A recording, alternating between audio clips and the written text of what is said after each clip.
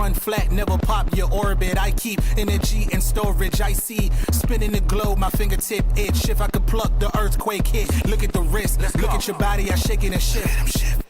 Big fish in a small pond, Godzilla with a boot on. I step into your lawn, turn skyscrapers into croutons. Hit the button going high speed, need a megaphone to announce me.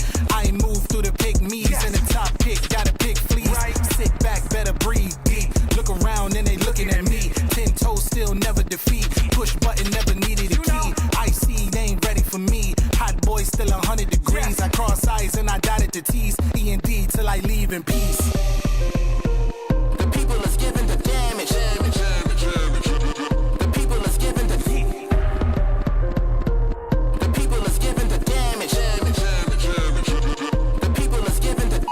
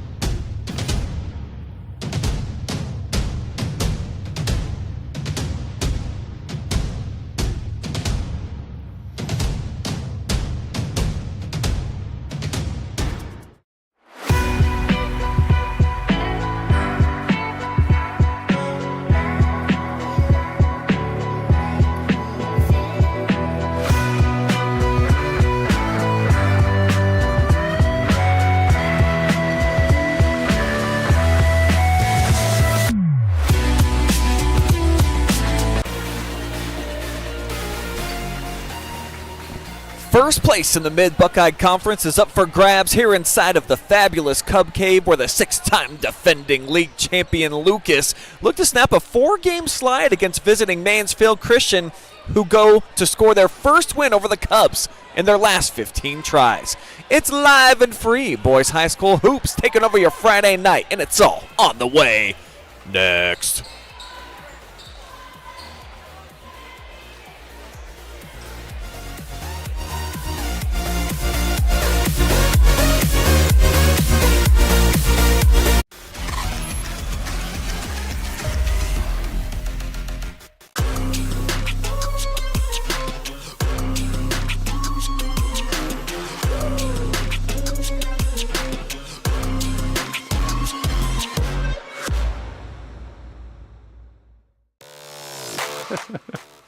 Hi, I'm Joe Baylog.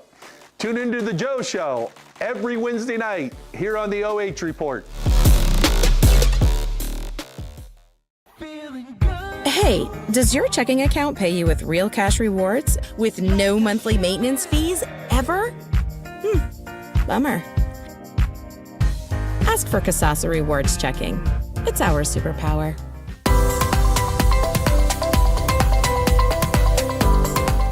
At Whitaker Myers Wealth Managers, we believe successful financial planning comes with your complete understanding as a client. That's why our financial advisors are passionate about our core value of having the heart of a teacher.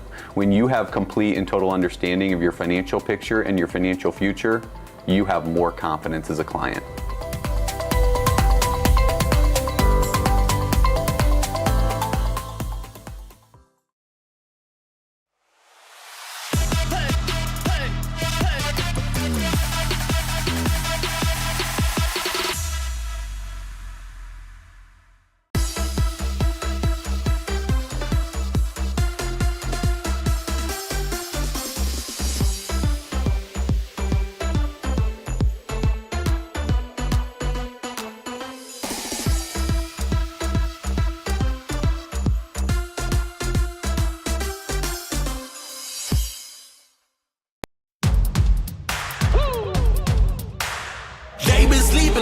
Think it's time to wake 'em up.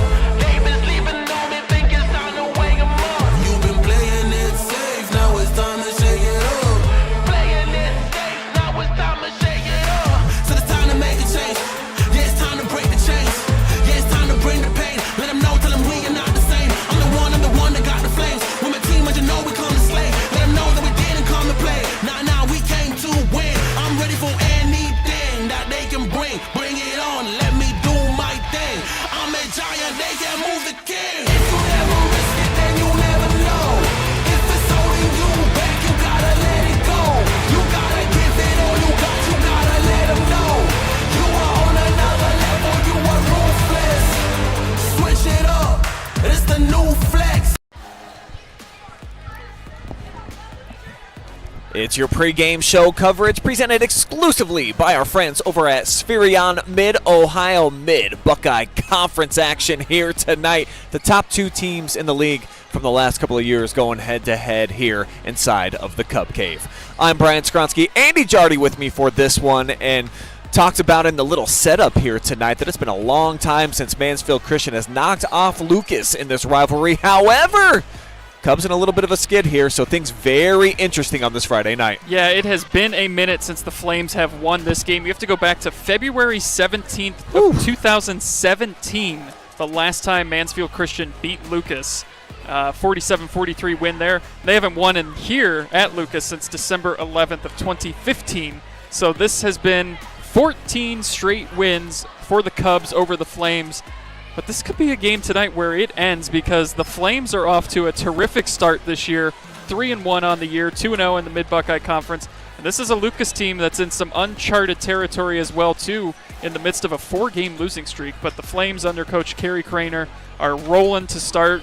20 wins last year, and they have not missed a beat to start this season. And what I like is that I saw them in a game against St. Peter's where they did not close the door in the fourth quarter. They left it ajar, and they had to prove to themselves that they could win a game at the end. Clutch free throws. They've gone back, hit 4 in a row. They're able to get that victory. The very next night, they take on Plymouth.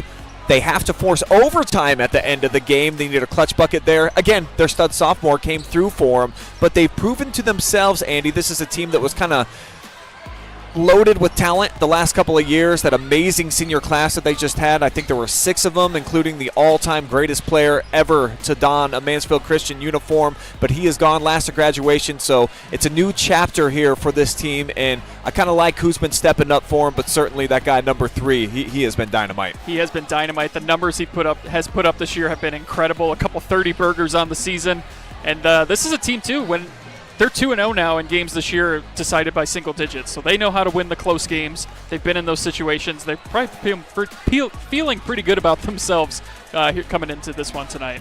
And they do have some veterans, even though with some limited varsity experience. Our player spotlight tonight is one of them, a first-year starter in Evan Hager. He's a quality scorer. I love what he brings in terms of his moxie. He's a well-loved kid all around the entire school. So if he can have his confidence about him here tonight, Andy, I certainly feel like running the point is a great spot for him, and he tries to get his own shot.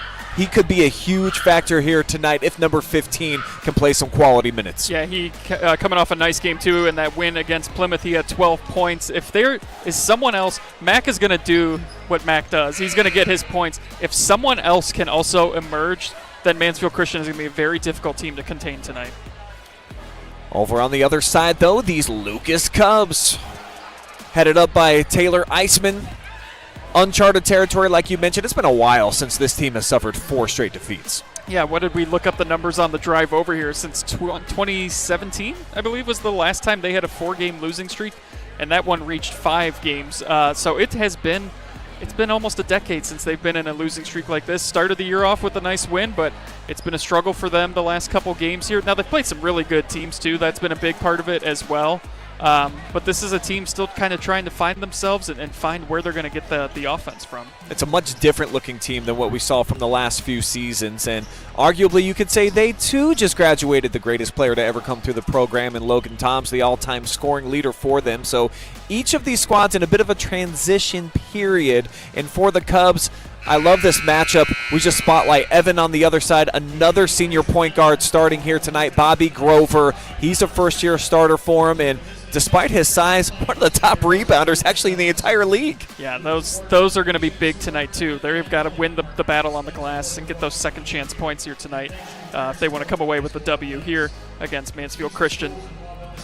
So looking forward to seeing that matchup, Hager versus Bobby Grover here tonight. And as we get ready for the national anthem, we're going to catch up with Mr. Taylor Eisman. Andy had a couple of questions for him. Here's what he had to say in his conversation just a couple minutes ago. Joined now by Lucas head coach Taylor Eisman. Taylor, thank you so much for taking some time with us here tonight. This has been an interesting start for you guys. It's been a while since you've had a 4-game losing streak. Has there been any sort of common denominator that you've seen in these first couple games? Oh, we're just young. We knew it was going to be a different season for us this year. But yeah, just young and not many guys that have played varsity basketball before. So it's a different game. It's a lot faster than what they're used to. So just got to get used to it. The more we do it, the better we're going to get. And like I said, we kind of saw this coming. So we're preparing for the end of the season and just trying to get better each night out. This has been a game you guys have won 14 straight now against Mansfield Christian. I hate bringing up stats like that. I'm sure you do too. What do you guys have to do tonight to win? I mean, Davion's a really good player. We got to know where he's at. But we just got to play harder and, like I said, continue to get better. The good thing is, we've got some potential, and I think we can win games, but we got to go out and do it. So just getting better each night. All right, Taylor, thank you so much. Good luck tonight. Appreciate it.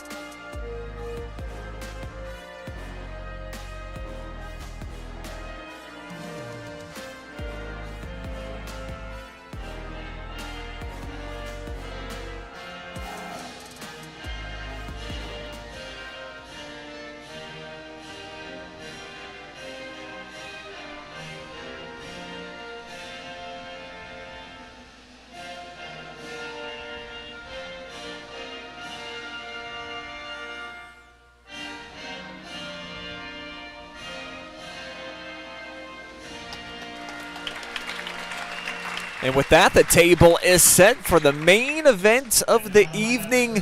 MBC contenders going head-to-head here tonight. Lucas, their win is in the league. Mansfield Christian off to a 2-0 start. Andy also caught up with the head coach over on the visitors' side before tonight's action. Let's hear from Kerry Craner coming into this gym where he still is looking for his first victory.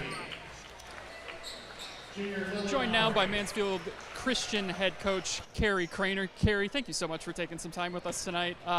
This has been a tough game for you guys the last couple of years. It's been a long winning streak for Lucas. What's the biggest difference that you guys have to do tonight to get the win?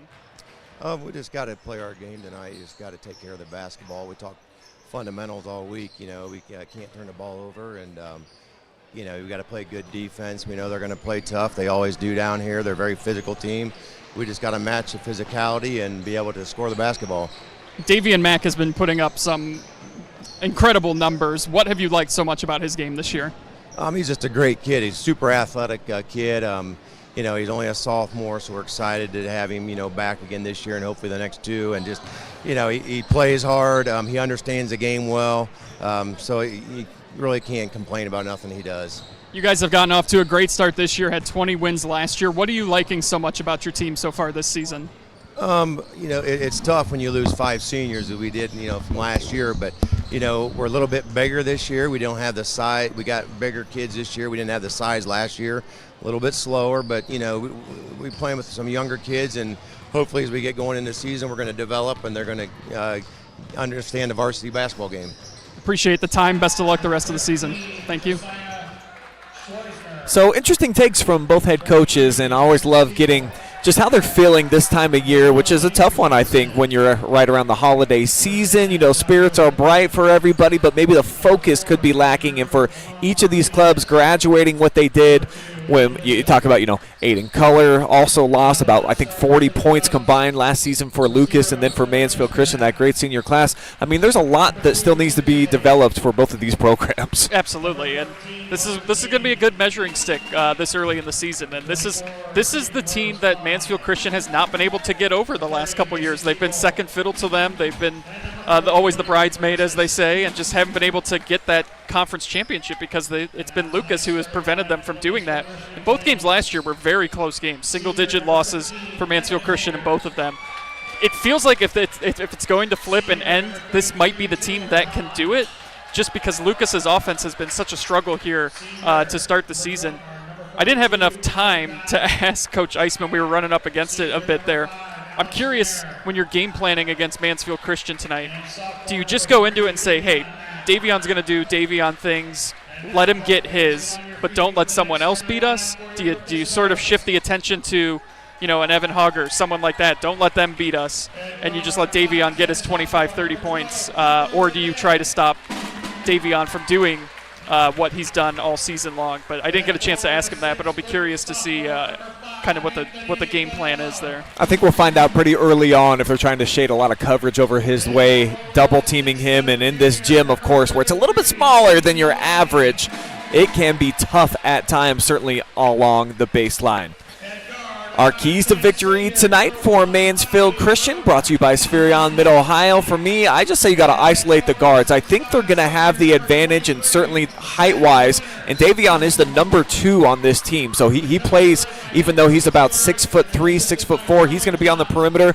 If you can get him some one-on-ones, he usually wins those matchups. Yeah, for me, it's second chance points. I think in a game that we're expecting to be tight, a game that's going to be close, it might be a few possessions here or there. Whichever team makes the most of those offensive rebounds, those second chance putbacks, I think is going to be the winner tonight.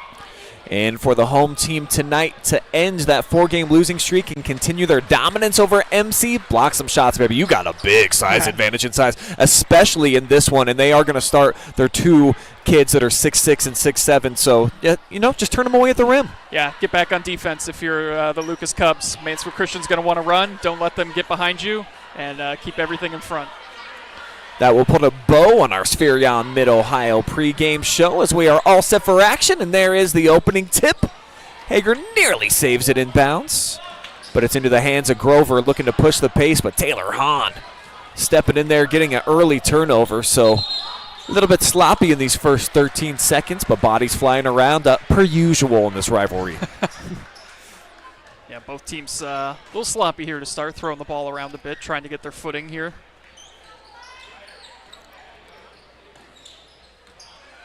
Alex Mayer, not much of a scorer, but a great facilitator. Here's a 2-man game, and Davion Mack, he's had some turnover problems. Number 1 in the Mid-Buckeye Conference so far in that department, which is one category you don't want to lead in, even though he is the top scorer as well. Yeah, it's you take the good with the bad with someone like Davion who scores you a lot of points, but the turnovers have certainly been an issue. Finello will go to the line to shoot 2.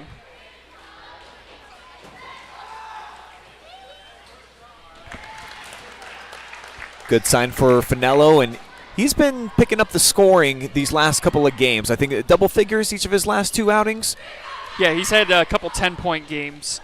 He had one against Highland. I think he had one against Danville as well, too.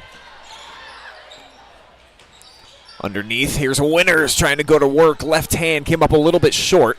And Taylor Hahn, even though he's given up some size, he's a strong player inside as Hager switches to the left. And he'll be knocked out of bounds over to the Cubs. Like the strong take here for Evan. The finishing ability, the one time that I seen him against St. Peter's, that was one area where he also had a couple of issues. So if he can start filling it up, I feel like he definitely is that number 2 scoring threat to kind of go with Davion. Oh. I mean, they played great defense, but they got burned by how good a defense they played. They had an easy breakaway layup with a 10-second violation there. And obviously that was going to be a big one for the Mac attack. Taylor looking to go to work, has a speed advantage. Hahn comes up short, and it's one and done. Bobby Grover with the rebound. And we showed you he's almost 7 per contest, and he's the shortest dude on the floor pretty much every night. Yeah, you wouldn't expect it, that he would be one of the leading rebounders, but he flies to the ball. And another turnover. 1 point so far in our first minute 12 seconds. Filling out process, perhaps? A little bit, yeah. Just kind of sloppy play. Neither team valuing the ball, throwing it around a bit. Grover with the setup, quick trigger, and it finds its mark from the rafters too, man. It's a high arcing shot, but then nothing but net. Cooper Day, first field goal made of the night, hits the 3, and 4-0 lead here for the Cubs to start. This is exactly the kind of start they wanted here at home. You always want to get out to that early lead and not let the opposition think they've got a chance on your court. Solid defensive rebound. Day having an impact here. He's over on the right side. Grover looking for the entry. He'll do so to Maloney. Evan Kibe reaching around. Now here's Cooper going to the rack this time. Left hand, a bit too much. But a strong rebound by Winters, who they say fouled in the act of shooting. Well, this is what we were talking about for one of our keys to the game, second chance points, and you're seeing already the rebounding here. Getting to the foul line for Lucas, those second chance points. Nice stroke for a big fella, and Zach Winters gave him a big presence inside a season ago as a junior. Now in his senior campaign, 6'5", and he's kind of the centerpiece of the offense at this point.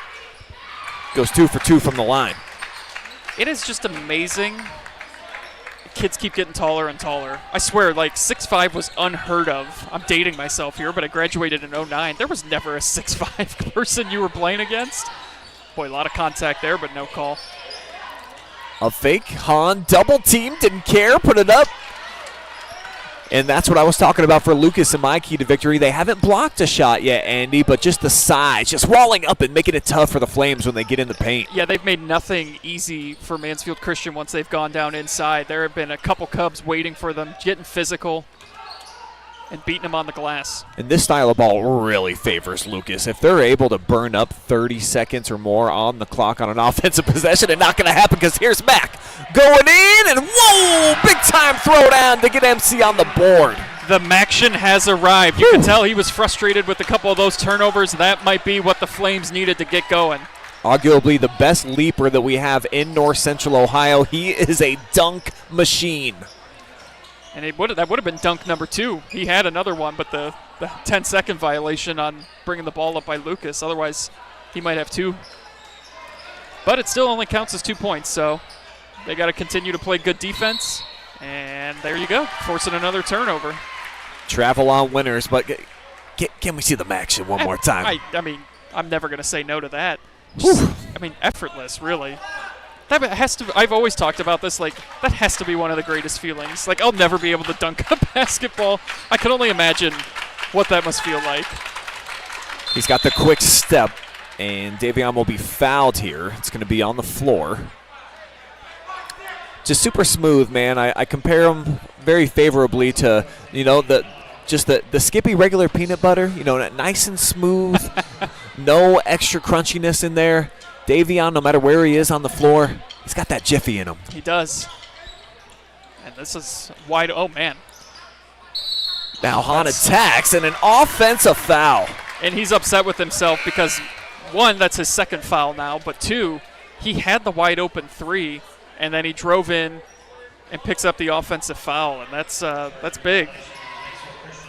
Yeah, they lose over 8 points per game, and he's their second-best rebounder behind Mack, who had 30 to start the night.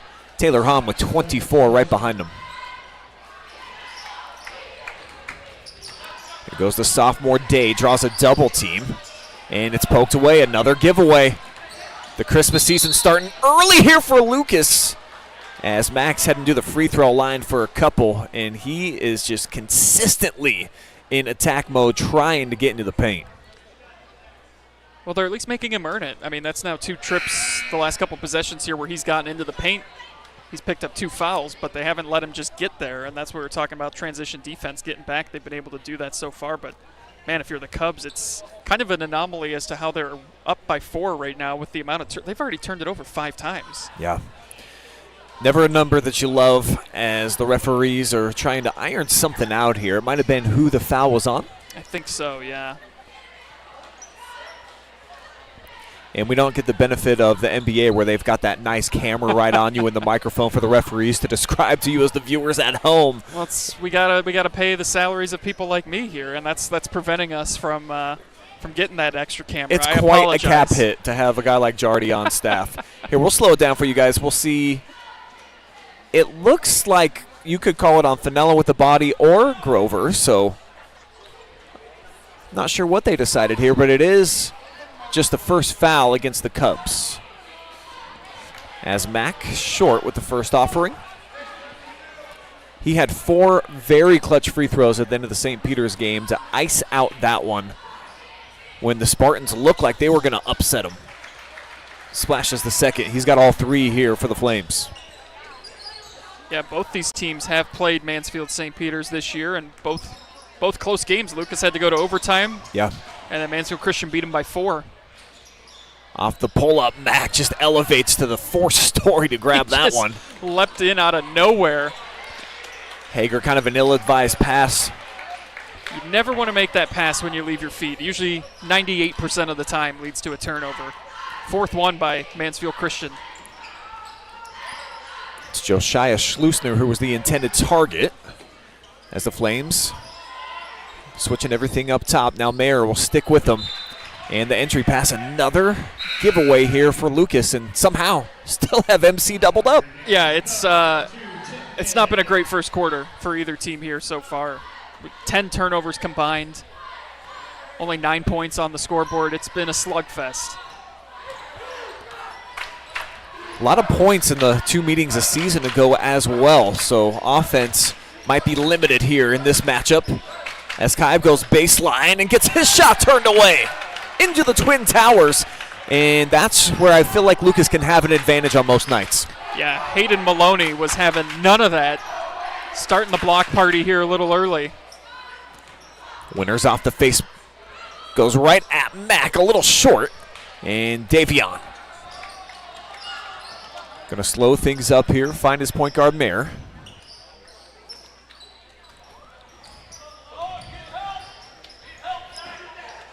Wide open and a travel. We'll spin it back. We'll show you that block shot from the previous MC possession. All ball there from Maloney, too. So we've seen it now where Mansfield Christian has had 2 wide open threes. Hahn had one, but then he passed it up, drove in, drew a charge. And then there, another wide open 3. And he traveled. They've almost been so open they've kind of like hesitated as to what they want to do instead of just reacting to it. Maloney on the block, looking to fill it up here off his own miss. And he touches it last. So a couple looks and no points on this possession for Hayden. So the score resting at 6-3. Lucas out in front on our Ohio Valley Manufacturing scoreboard. And a shout out to Oak Park Tavern for being our instant replay sponsor tonight. They won the raffle and they got the free advertising. Day in a crowd off of the air ball there from Davion Mack, and that's going to be something that's going to be lacking for this team. We've already seen it. The array of three-point shooters that they had from a season ago, there were about 4 guys at any given time on the floor, so it's an adjustment for Coach Craner to not be able to really spread the floor and be able to bank on deep shots, as this one comes up short as well for Lucas. Cyphers with the board, Landon pushing ahead. This is a great threat, though, from long range, probably the best for either unit. Evan can fill it up 2, and he splashes this 3. We're all square at 6 each. Left open, they finally took advantage of it. The Flames knotting things up here at 6 apiece. Matt gambling, leads the winners, left side, and gets the friendly roll. Yeah, that's like when you see the DB go for the pick 6 there and come up empty-handed. Left it wide open there for Winters to lay it in. Speaking of wide open. Yeah, right. Josiah can't make him pay. And the Flames pretty much have been held to 1 shot and then done off the miss so far. Yeah, they've been out-rebounded 8-5 here in this opening quarter.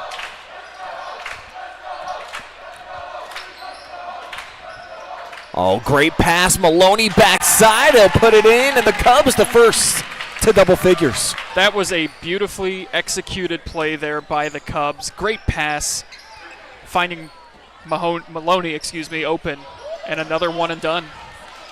And they're just leaving Josiah all alone out there, and I feel like that's got to get into your head just a little bit anytime that they're giving you basically no respect from long range. So we were talking about it. I was curious, what's the game plan? Do they focus in on Davion, or do they try to not let anybody else take them down? They're focusing in on Davion. I mean, these are wide open looks, and they're saying, let somebody else beat us. And so far, they haven't been able to, and they lead by 4. Davion's got the powerhouse dunk and then the 1 free throw, just 3 of the 6 points so far. But it's paying off. I think that at least the way that Lucas is defending them, psychologically, it's getting into the shooters' heads. We saw Taylor Hahn with the second foul that he was just like, he got a big smile on his face. He's like, man, I can't shoot this 3, and he drove in and got the charge. And then Josiah, same place, 2 shots in a row, didn't have the rhythm, and I think kind of rushed the last one as well. So for the Flames, as they sit him down, they're going to have to start earning some respect from beyond the arc, Andy, to force Lucas to come out and try to play him on the perimeter. Yeah, I mean, Hoggers hit the 1-3, but they've missed every other one, and they've taken more than a fair share so far here in this opening quarter. Winners doesn't like the view from downtown here. Down to 2 seconds. Evan recognizes, puts it up. Hager a little off target as we've got a quarter in the books here inside of the Cub Cave. And Lucas, bit of a surprising start. They've got a 4-point cushion. We'll see you back here for quarter 2.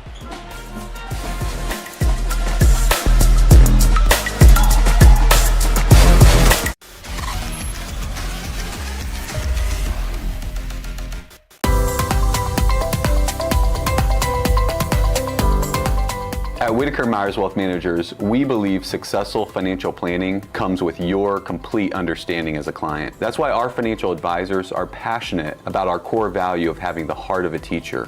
When you have complete and total understanding of your financial picture and your financial future, you have more confidence as a client.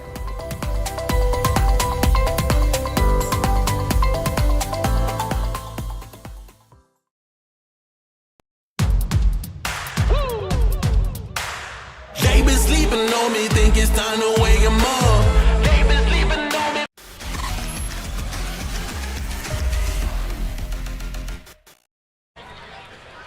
me. Sixers score here with second quarter action getting set to begin.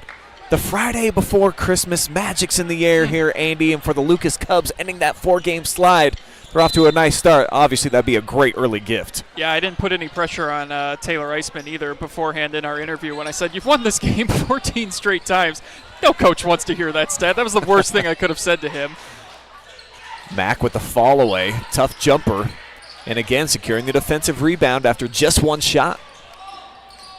And one thing to keep an eye on, too, Maloney picked up 2 fouls there in that first quarter. That was something that was talked about. We're sitting right behind the Lucas Cubs bench. And that was one of the points addressed there was, hey, someone's got to help him. And they were looking at Tim Daly as someone to come in and step up and give him some minutes. Zach Winters fouled on the arm, and he's been ultra aggressive so far in the early portion of this game. Took a 3-pointer and trying to maximize his driving ability. And when Evan Kibe's on the floor, he's got a little bit of a quickness differential that he could try to get by him when he sends it into that second and third gear. Tipped away, Winters. Traveled. Well, the Cubs turned it over 6 times in that opening quarter. One of the big reasons why Mansfield Christian's been able to kind of weather the storm and hang around in this thing. They didn't help themselves either, turning it over 5 times. So they're just, season of giving, just giving out the presents to each other, and there's another one. Yeah, Cooper Day actually kind of made this happen on his own, snaking his way around the defender in the quick active hands. Flames look like they're switching things up 2-3 zone right now. Cubs got them spread out. Winters up at the top of the key. Daly didn't even think about it, and he splashes it from the rafters. I think it was Cooper Day on the 3 right there. His second one of the night. Mack off the spin. Oh, no look pass inside. Kibe gets fouled. And he'll head to the free throw line. But I got to spin it back. Let's show you that last 3-pointer. And look at how high this is. It goes way out of your camera view and then kaboom. Well, he's hit 2 now that have both gone into the stratosphere, but have both found the net. He's got 6 points to go along with his 2 rebounds. And this is a spot here Mansfield Christian's got to take advantage of, getting to the free throw line. What a lift that has to bring to this offense. It's really struggled putting the ball in the basket so far early on in the season. So for Cooper Day to step up, hit a couple of big-time threes, certainly useful, and the defensive rebounding has been nearly flawless tonight for the Cubs. Boy, the Flames now just 1 of 4 from the line here to start.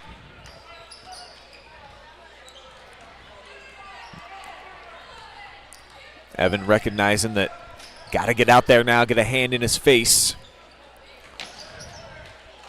Grover doing an excellent job so far of kind of dictating the tempo and keeping it how Lucas wants it. Set it up in half court. Try to find Winters and company inside, and he barrels through for 2 more. Boy, they're just doing a much better job getting into the paint, picking apart the defense. Everything has been difficult, except for that, obviously. Anytime Mac gets going, it doesn't look difficult, but Lucas has done a really good job of making things difficult for the Flames here tonight. We talked about it, not necessarily blocking shots, but they're getting into the paint, making shots difficult for the Flames. That was the first time that Davion's really had an opportunity to step around the defense. I mean, he is like daddy long legs out there, the way that he just evades around different waves of defenders. It's been a joy to watch him these last couple of seasons, and you see there he had a good read on it, forced him to come back here to Winters, who gets turned away. Here comes Hager, a 1-on-3. Steps back and tons of context. Really surprised he didn't get a whistle. I think he was so out of control there that they didn't. I mean, I don't think there was anything there. Not on the shooting arm, which I think referees are instructed to look for. That was on the opposite one, but still felt like Winters kind of muscled into him just a bit. Cubs doing a great job, though, getting back on defense in transition there, too. Hager double teamed out of the corner, turns opposite. Now Mack. Quick step, and he'll go to the free throw line again, I do believe.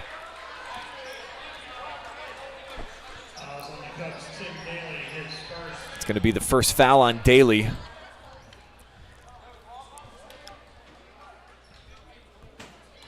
Daly still getting himself into basketball shape. Hager, a couple nice jab fakes, lobs it up, and wow! Now, I know he's throwing his arms up as to where's the foul, but I would have thrown my arms up because I can't believe that went in. I mean, that was a circus shot if I've ever seen one. For sure. Barnum and Bailey here inside the Cub Cave. And a fine look inside. Timeout taken. This will be the first bird by Coach Craner in Mansfield Christian as it's 7-4. The Cubs with the advantage so far here in the quarter on our home and kitchen supply counter. Coach Craner is fired up with his team right now.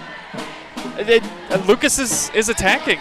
They're getting into the paint and they're causing all sorts of issues, and I think that might be what he's furious about. I mean, they get a gift of a bucket down here, throwing up that circus shot that goes in, but then they don't get back on defense, and it's an easy transition bucket there.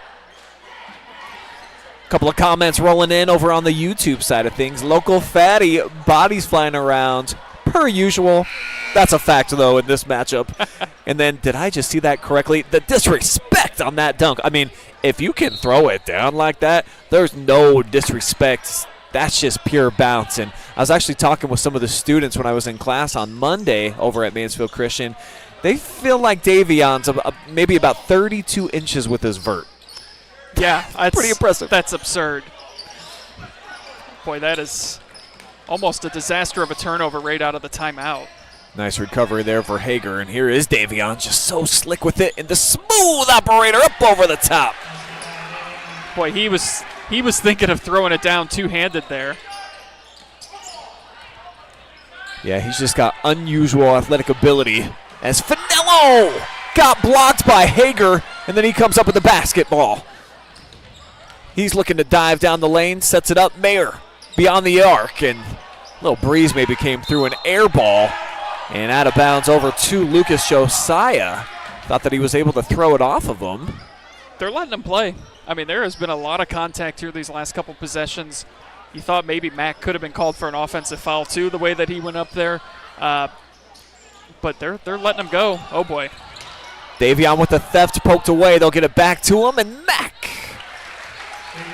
Two more.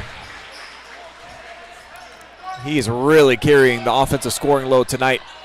Whatever was said during that timeout seems to have gotten through to the Flames because they've played with a little bit more of a fire, pun intended, for the Flames here, but they've been a little bit more active with their hands. They've been a bit more aggressive defensively, and they've been getting back on defense too. That's been a big thing. Max got 9 so far of the 14. The other 5 all belong to Evan Hager, so it's been a 2-pony scoring race so far here for the Flames.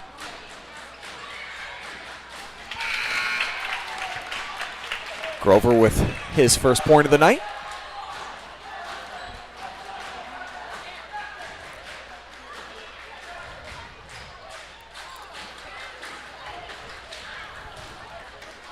Tim Daly checks out for the Cubs too, and he gave them some valuable minutes here in the second quarter as Maloney had the 2 fouls, and now he just now checks back into the game, just under 3.5 to go. So pretty much half the quarter there, Tim Daly doing a really nice job. Now we've got a new matchup with Finello switching over to try to guard Mack, as that's a little bit strong, and then Grover rises up to snatch the board. Rebound number 3 for him, and he's going to need some help here. Good timeout taken by Coach Eisman. Another home and kitchen supply timeout. And with that, jump over into the Facebook and see if we got any comments rolling in. See Dub Shasky cheering on the Cubs so far tonight. And do always encourage you, when you're watching out there live and free, let us know where you're taking in tonight's contest from. Are you outside the state? Are you at your house? Are you actually right here in the village of Lucas, but you just wanted to keep it at home with some hot cocoa and maybe some chestnuts roasting on the open fire? It is the season, baby. It's beginning to feel a lot like Christmas. And, I think I'm starting to get the spirit, Andy. I'm leaving on vacation tomorrow, and you're just feeling it here with everywhere that you go. Obviously, the traffic's out of control going in on the shopping, and just no matter where you look, there's Mariah Carey and the whole 9 yards. Well, it helps. We had the snow today, so that's been, really adding to that effect. It's when we got here too, there was just like ambient Christmas music playing from I think the church or something. It was like we were walking in. I was like, do I just like hear Christmas music? Like what? But can't escape it. You can't escape it. We felt like we were in a snow globe. The way the snow was falling ever so gently. Yeah. Yeah, softer than a baby's manger with that snow flying in. Also, correct me if I'm wrong here. It's been a minute since I've done a Lucas basketball game. Have they always had a mascot? Or is that new? I'm a big fan either way. Like, if you've got an in-person mascot, like, that is awesome. Football, they usually will have the Cub out. Okay. Not always for hoops, but it is cool to see it out here tonight. And it looks like it's got a fancy bow in its hair. So a female mascot here tonight for the fellas. As Grover will be fouled. This will go on Mayer on the drive. And I think it's going to be the third team foul against Mansfield Christian. So they still got one more to give.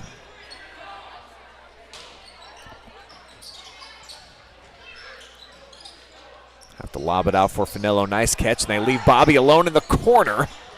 Nobody blocking out, and it leads to an offensive rebound, a chance for points.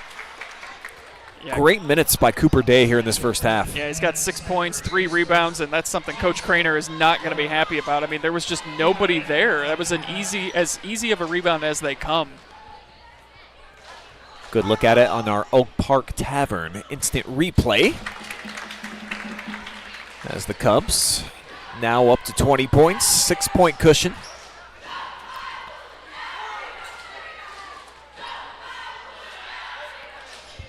Two for two on this trip.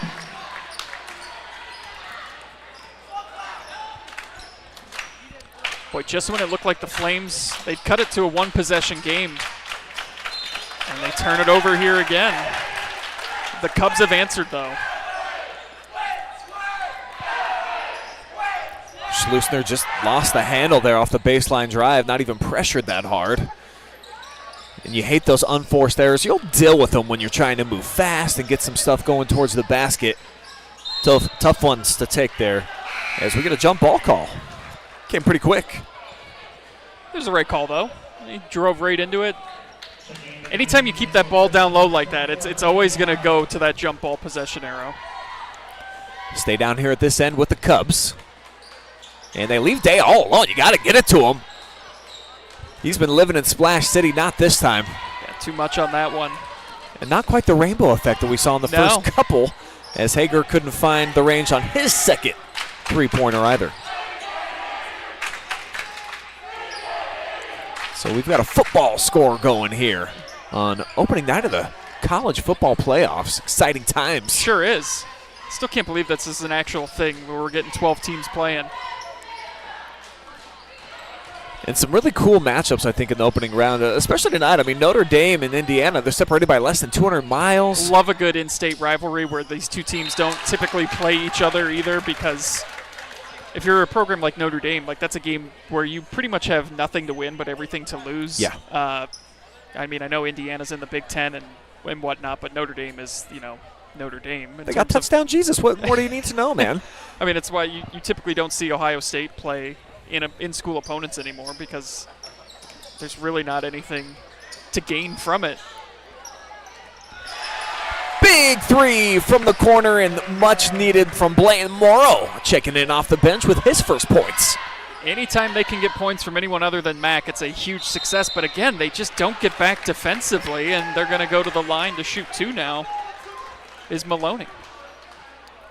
And it's been that spot down here on the left block, right? It feels like the entries have been kind of uncontested, and both he and Winters have been living down there and feasting. Cyphers picks up foul number 2. 9 total points between the two big fellas so far tonight, Winters and Maloney. And the Cubs making them pay from the line, too. They're now 9 of 10, waiting for that one to go in, but they are 9 of 10 from the line, and the Flames are 1 of 4. So they've been able to get to the line. They've been crashing the boards, getting inside, and it's why they find themselves up 6. Morrow going back to work, the kick out, Cyphers, catch and release, back iron. A rare offensive rebound, though, here for the Flames. Yeah, they haven't had too many second chance opportunities. It's been a lot of one-and-done trips. We'll see if they can capitalize on this opportunity. Hager traveled with it, got tied up a little bit off of the bounce. Yeah, Grover did a good job getting his hand in there and just kind of disrupting that play. He didn't force the initial turnover, but then kind of escaping from that, shuffled his feet, and then did turn it over. Cubs have done a much better job protecting the basketball, too, here in the second quarter to keep that distance between them and Mansfield Christian Yeah, this was a 4-point Cubs lead after 1. And this is a big final minute here for both teams. You got a chance to push this thing out to maybe a double-digit lead if you're Lucas. If you're Mansfield Christian, keep this thing at 2 possessions. Off the rebound, the three's up. A little bit forced this time from Day, and kind of a silly foul to reach in there on Davion Mack, even though they did have 1 to give. First foul on Cooper Day. And actually, that's just the 3rd foul here in the frame on Lucas. Do you keep getting confused by the scoreboard timeouts left? Because I have fallen prey to it many times tonight as to how many fouls. And it's clearly labeled. I just, for some reason, can't read it correctly. Well, that is something that we are tracking on our scoreboard this year, as we'll get a moving screen. Yeah. And even though that's the 5th here on the Flames, with the offensive foul being called, it will not lead to free throws. That's big, though, because that's number 2 on Hager now. He's got 5 points tonight.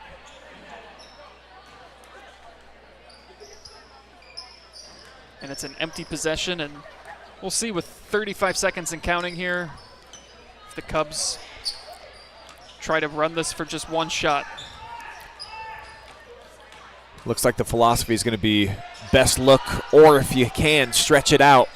And I don't know if that's the best look that you can get, but if it falls through the bottom, baby, you will take it.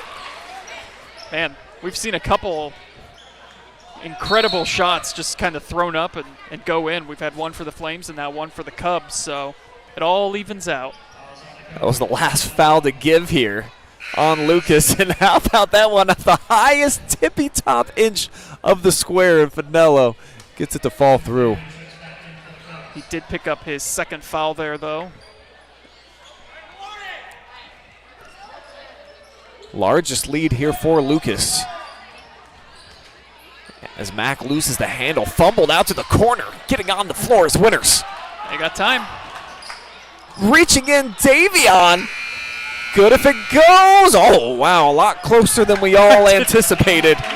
As we have reached the half, the Lucas Cubs entered on a 4-game losing streak. Trying to end that tonight here at home in a big-time rivalry showcase. And Mansfield Christian right now behind by 8. We'll step aside. When we come back, we'll have your halftime report courtesy of Spherion Mid-Ohio. We'll jump back into the comment section and then get you all set for quarter number 3. It's live, it's free, and it's only on the OH Report. We'll be right back.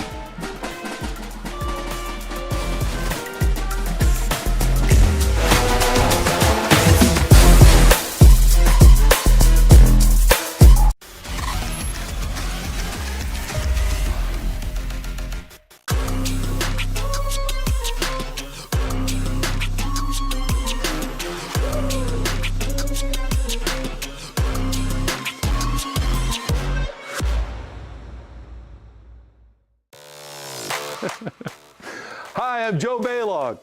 Tune into The Joe Show every Wednesday night here on the OH Report. Hey, does your checking account pay you with real cash rewards with no monthly maintenance fees ever? Bummer. Ask for Kasasa Rewards Checking. It's our superpower.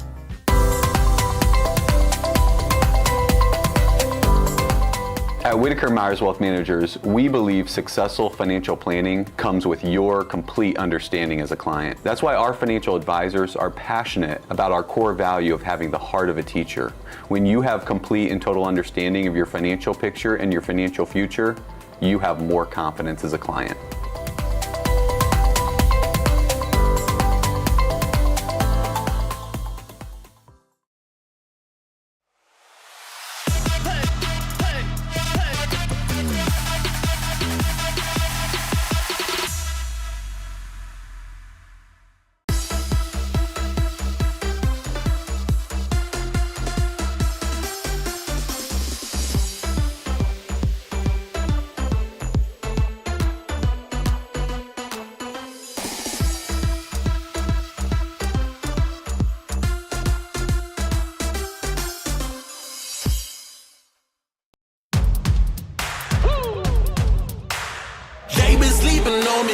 it's time to wake 'em up.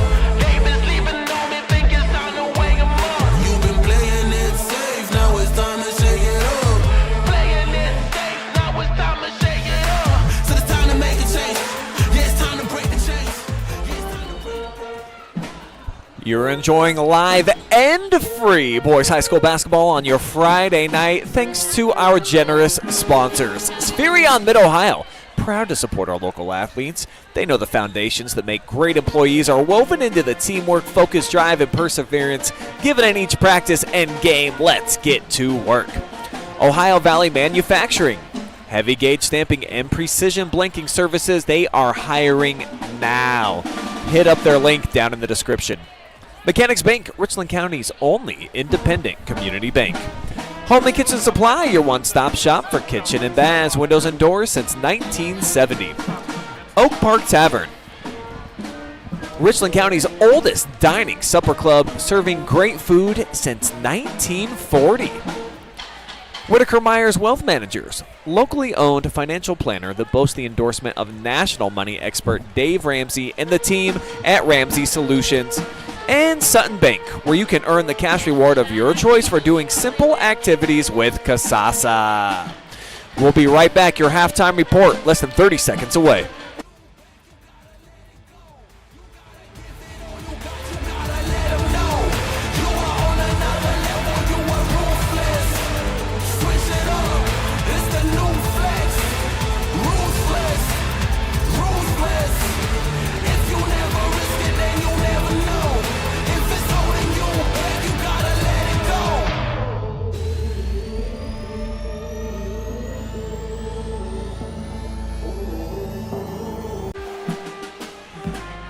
It's halftime here inside of the Cub Cave as we welcome you back for your halftime show, courtesy of MidOhioJobs.net. Let's get to work. The Lucas Cubs have done some great work so far through a couple of quarters, playing at their pace, and that's why they lead here at home 25-17. I'm Brian Skowronski. Andy Jardy here with me on the call from one of my favorite small school environments in the entire Buckeye State here at Lucas, and they've got to really be impressed with what they've saw from this team so far. You know, a lot of kids getting their first taste of varsity experience this season, and a rough start. Haven't had this kind of losing streak in a while around here, and put together a pretty good game plan. Kind of sloppy in the first quarter, much better in the second. Yeah, nothing to get you back on track than getting back into conference play in a conference that you have dominated for the last several years. I mean, their only win this year is in conference play. They've got 4 out-of-conference losses, so back home in some familiar territory as far as opponents go, and they have looked pretty good tonight, especially on the defensive end. This is a Mansfield Christian team coming in that scores just over 53 points a game, and you've held them to 17 at the half, so they are well below their average, and a big reason why they've gotten back on defense. They've been able to limit them to one-and-done possessions. It's been a really impressive effort from the Cubbies. And I always feel like it's a good sign when you come out of the locker room earlier than the other team, you talk things out, you've got a good understanding of what you're trying to do to start the third quarter action, and it's Coach Eisman's bunch that they look like they've been in control here of the game and kind of dictating and forcing Mansfield Christian to play their style and their version. Yeah, I mean, there's not really a whole lot you need to switch if you're Lucas, so that was just kind of it's almost, that to me, when you come out with that much time left, it's like when the band leaves the stage and comes back out for the encore. Like, just stay out here if you're going to be gone for that such short of a time, but just a little change of scenery, get back in there and regroup. I mean, there's a couple things they could be doing better on the offensive side of things, but defensively, they're playing really well. Take a look at your first half numbers, and field goals completely even for both teams, and then the three-pointers as well. No differential there, but Lucas, they've really commanded the defensive glass right now, and they've got a pretty decent cushion right there in that department. If I had a telestrator right now, I'd be circling the free throws because it is incredible. Yeah, they've made the same amount of field goals, same amount of threes. The rebounds, obviously, Lucas +5 there has been a big help too, but turnovers pretty even, but the free throws, they've made 8 more free throws, and Brian, I'm not great at math. What's our deficit? Yeah, looks like about that. 8 points, yeah. So there you go. The free throws have been the biggest difference in that first half. And our player spotlight comparison I'm putting together right now, but Hager and Bobby Grover offensively We already saw Bobby put up a couple of points. Evans got 5 right now. Yep. Knocked down that 3. Each of them are doing some nice things, but I love Bobby, and just he's been really under control so far here when he's running the point. Yeah, he's done a nice job facilitating. He's got the 2 free throws for his points on the night. He's also got 3 rebounds. We've seen him crash the boards impressively. We talked about his height disadvantage. He doesn't look at it that way. You see him. Yeah. He's been more aggressive than I would argue anybody on Mansfield Christian tonight in terms of getting rebounds. So keeping possessions alive, second chance opportunities have been big for Lucas, and Grover's been a big part of that. And they're going to need him, obviously, to do some nice things here in the second half as well, as we will check out our player comparison. Hager right now with the 5 points, couple of field goals, and mentioned that 3. He does have the 2 fouls, though. And then Bobby over on the other side, still foulless on the night, and hasn't forced anything really offensively. He's tried to be the facilitator, and scoring hasn't necessarily been his strong suit so far this year. I think he's one of the top scorers on the team, right around 6, because he plays big minutes, but does a nice job of hitting the defensive glass, and then also just playing defense and being up top and always just kind of being a pest in around the basketball. Yeah, and he has been a pest. That's a good way to describe him here in that first half. He's been very active, forced a couple turnovers too, just kind of very active with his hands, getting it in there, causing some turnovers, some travel violations against Mansfield Christian. He has been like a bee swarming a pop can is always the analogy I like to go with. Just kind of a pest just all around. You keep trying to swat him away, but he just keeps coming back and causing chaos.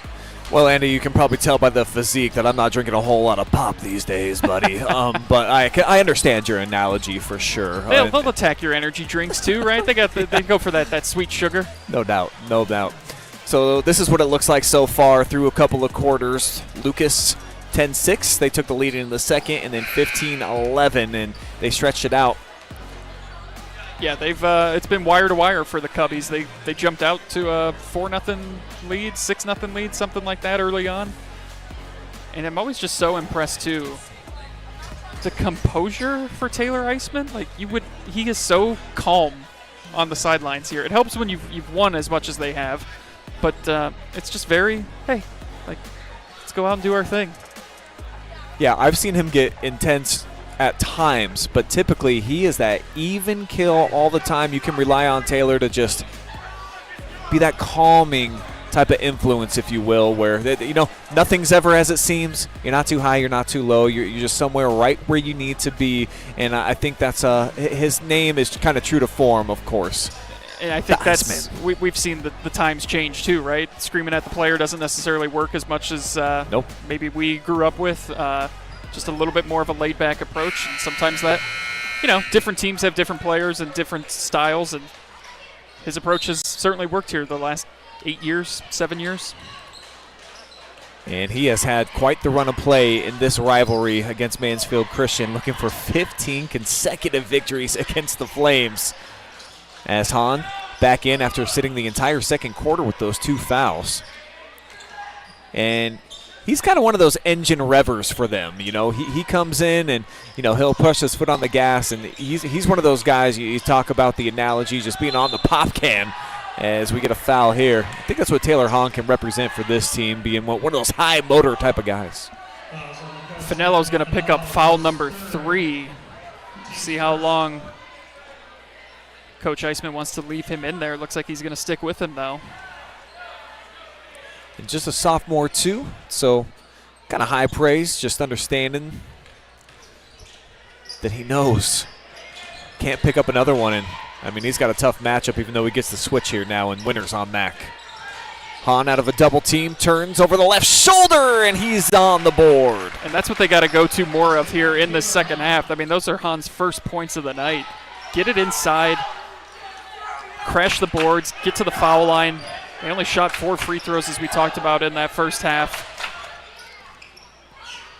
First possession here for the Cubs. Grover nearly a 5 count. Then he gets by Mayer, flips it up for Maloney, takes his time, but he missed it. Finello, second chance. Got it. There it is again, second chance points. Nobody there to get the rebound. Lucas just wanted it more.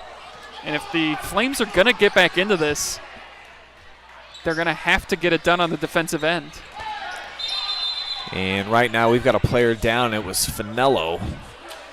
I believe a screen came from his blind side. I'll spin back the replay. Yeah, and that's Evan Kaibe. Wow, really took a big shot right there. Of course, it was clean. Yeah. It's just you see that play happen a lot. And sometimes it unfortunately you can hear Coach Eisman. He is not pleased that was not called anything. Show it one more time. I mean, Evan's just standing there, so I don't think Taylor really has a point. However, anytime it's a big boy like that and it puts a shot on one of your guards, you got to get a bug into the officials' ears just to keep them looking at it. Absolutely.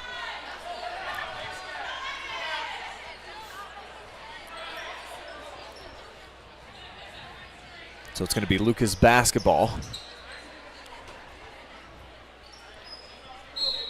And a good sign for Anthony that came over, sat down. He's like, I'm good now. Well, you don't usually turn around and expect to run into, Evan Kaibe like that, like he did. He was already kind of low, and his head just went right into it.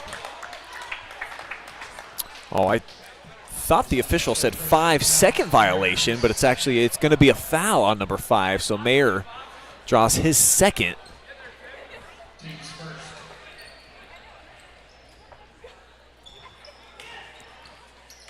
Lucas looking to add to their 8-point cushion. Day, and now you got to start buying that head and shoulder fake. He's hit a couple. Tipped around, it'll be out of bounds over to the Flames.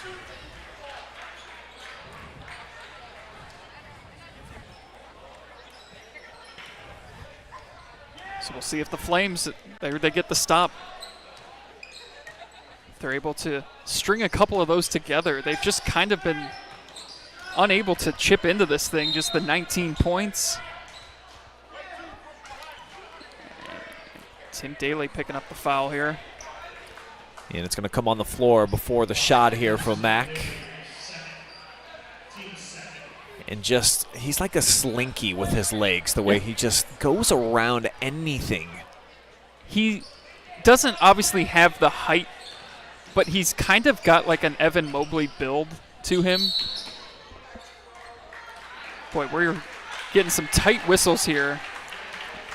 Which I don't love, just because these guys really let him play in that first half. Exactly, and I don't know if this all stems from the hard play here that was not a foul. Yeah. But we've definitely seen a little bit more of a tighter whistle here. Hager a little bit short with a 3-point offering. So it remains an 8-point game. Cubs trying to build on it. And Day's got just kind of like a quirky movement out there on the floor. He's kind of tough to know when he's going to put up the shot or going to drive, which is obviously a great thing for Cooper. Yeah, we've seen him too. Just his 2 threes that he has made, high arcing shots, rainbow shots that have gone in. But yeah, he's kind of you never know what you're going to exactly get with him. Got a couple different ways that he can score against you. And for Lucas, they've done a lot of scoring at the free throw line, 9 of 10 in that first half. We'll get our first 2 here, winners at the charity stripe. He made both of his free throws in the first quarter when he went to the line. He's got 6 points on the night. And a friendly hop here.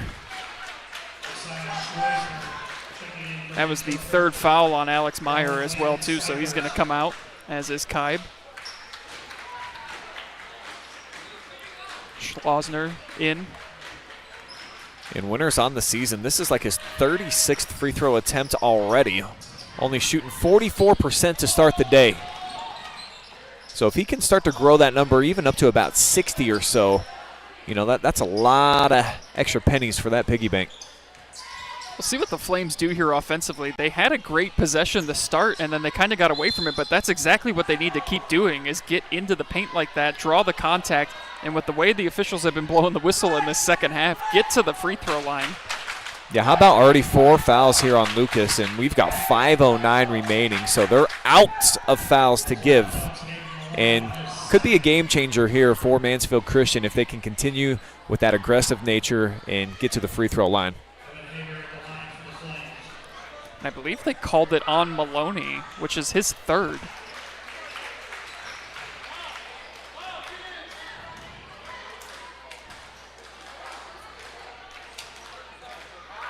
These free throws so critical here for Mansfield Christian, trying to claw their way back into this thing, and the best way to do that is to make them when the clock ain't moving. 2 for 2 on that trip for Evan. He's got 7 total points now. Second leading scorer behind Mack, and now he's got a rip. Here he comes off the theft, a 3-on-2. He goes right to the rack. Kind of lost the handle on his way up. Yeah, he seemed a little unsure of how he wanted to go about attacking the hoop there, and just kind of came up with an awkward shot, and then making him pay on the other end, Tim Daly.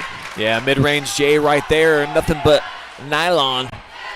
And it pumps the cushion back up to 9 here for Lucas. They just haven't been able to string together a couple shots. Finello, by the way, going back to the locker room right now. Oh, little deflection, wanted the no-look pass inside to Josiah. And that's kind of the only weakness, I think, in the game right now of Davion Mack. Few too many passes that end up in the other team's lap. Yeah, the turnovers. We saw him turn it over a couple times there in the first quarter. Just some ill-advised passes into heavy traffic. I think he's averaging about 5 giveaways per night. Yeah. But he also averages 20 plus, so you know, you give and take with the good and bad, and especially with the sophomore. He's still just a sophomore. Yeah. He'll certainly get better with that. 22.5 points per game, the leading rebounder on the club as well. As Schleusner comes up with the rock. Yeah, Maloney just couldn't quite hold on to that inbound. Now Mack can't get it. Hahn with the follow. That's what they need to do. A second chance point opportunity. We haven't seen them do that often. They get the rebound, they go back up, they get the 2 points. Now can they string together stops here on the defensive side? Bobby Grover, left hand, way too hard off the left side of the glass. This will be an interesting possession here if the Flames come down and score. Little rush that time from T. Hahn. And then they turn it right back over. Yeah, looked like off the foot there of Bobby Grover.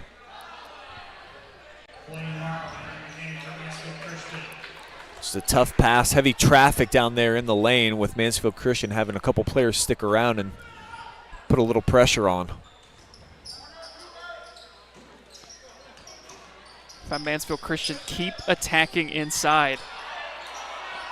Mack with the turnaround, lips out. Boy, that did everything but go down, but there's another rebound and a second chance opportunity.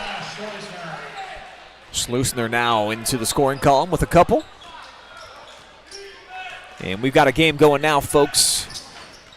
Deficit's been trimmed down to 5. Grover calls it off. Here comes the fire. And really weak reaching right here. Well, that's his third foul, too. Like that, there's no need for him to come in and even attempt what he did there. I mean, that just, there's no reason for him to come running up like that and almost commit what looked like a foul when you're trailing and trying to stop the clock.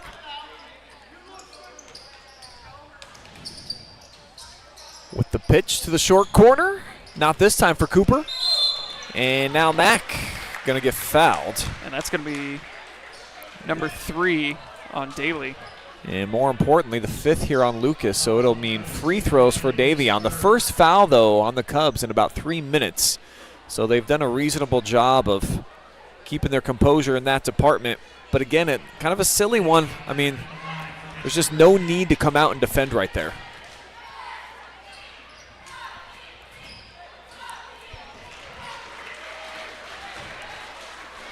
Davion can make it just a 1-possession game. Yes, he's the first player in the double-figure scoring. Looking for point number 11 right here and cashes it in. So they've made the adjustments at the half. free throws. They've been able to get to the line. They're 4 of 4 here in the third quarter. They only shot 4 in the first half. But they don't get back on defense there, and Grover makes them pay. Much needed bucket for the Cubs. Bobby Grover with 4 points now, as we're the final 2 minutes of quarter number 3. Matt calls for a ball screen, uses it. Here's Davion, the kick out. Wide open shooter, splash from the corner, the second from Morrow. All set up by Mac's ability to get inside the paint and then just finding a wide open Blaine Morrow with his second three-pointer of the night. But another foul, and this will lead to free throws now for Lucas. Referees haven't identified it yet. That is 5, right? Thought both teams had 4. I thought so too. That's what it's set up on the scoreboard. Did they just say it got knocked out of bounds? Was it not a foul? Because they didn't announce a foul either. Okay. That makes a lot more sense, Andy. Tough work inside. And here comes the action down the lane. The step through. Back over to the Lucas Cubs and the home cheering section. Enjoying it. Maloney getting a little chunk of that ball too. Another block shot for him. Grover, I don't think it was intended for him. Now Morrow had it sniped away and recollects. Mack from long range. Tihan chases it down. Now the shovel down on the block. How about Mack going to work? He brought his hard hat, and we're square at 32 each. Well, they've done what they've needed to do. They have been crashing the boards, getting those second chance opportunities, third chance opportunities. And a good timeout here by Coach Eisman because this momentum has shifted in favor of the Flames. Third timeout burned here by the Cubs. With that, I'll say what's up to Alex Schneider. He's back again. Watch him from Findlay.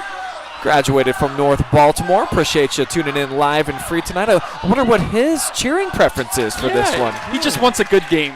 You know, he's just rooting for a good game, and that's exactly what we've got here.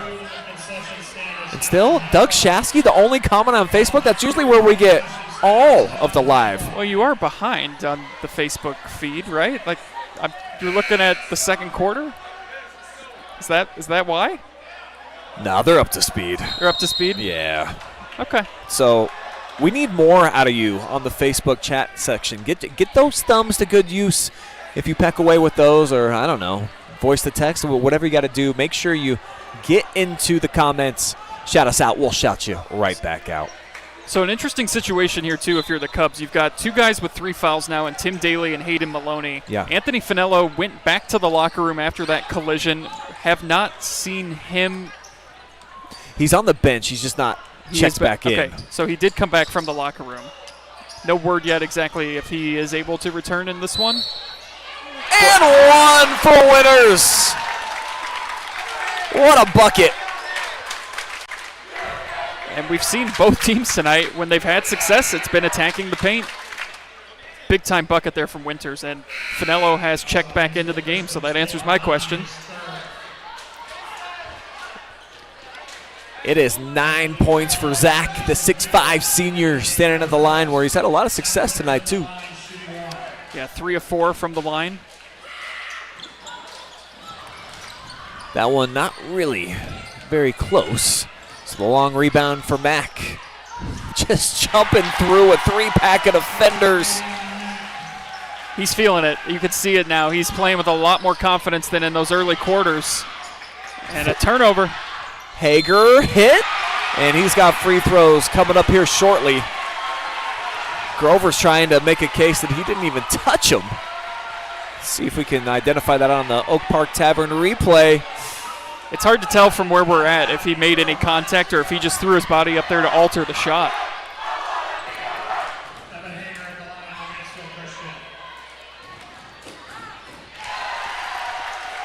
Evan gives MC their first lead, I believe, of the night. Yeah. They've trailed all game, but they have turned things up here in this third quarter. And, hey, they took a little bit longer to come out at halftime. They had more to address at the half. misplayed, and that is how the third quarter will end. 19-9. Mansfield Christian outscores Lucas in the frame. We head to money time. Just one possession difference.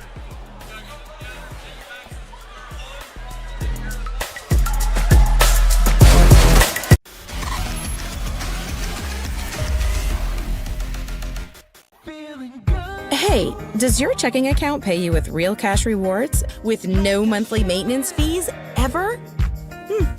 Bummer. Ask for Kasasa Rewards Checking. It's our superpower.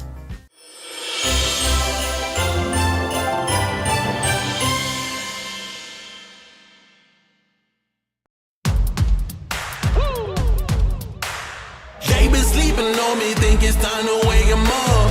They been sleeping on me, think it's time to wake 'em up.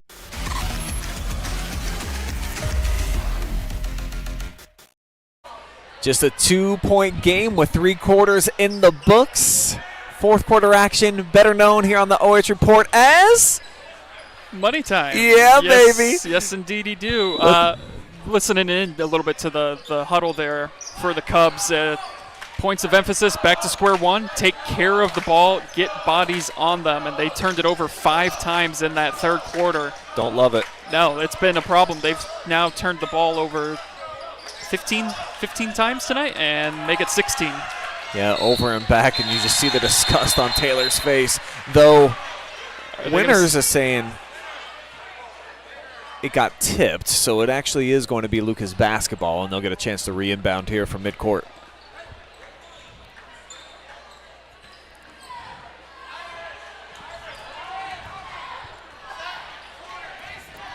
Grover and Hager, that was our player spotlight matchup here tonight. The two seniors going head-to-head as Evan eliminates the space. Gets that 5-second clock going. Double staggered screen, and Bobby tripped up. He'll be fouled here.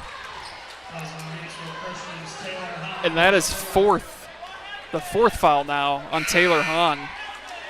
Kibe's going to come in for him. And it's a half-hearted hedge as well that Taylor wishes he could have back, just barely reaching in. Yeah. Not worth it. Well, this is about everything that we expected it to be, right? It was going to be close. The last two last year were single-digit games.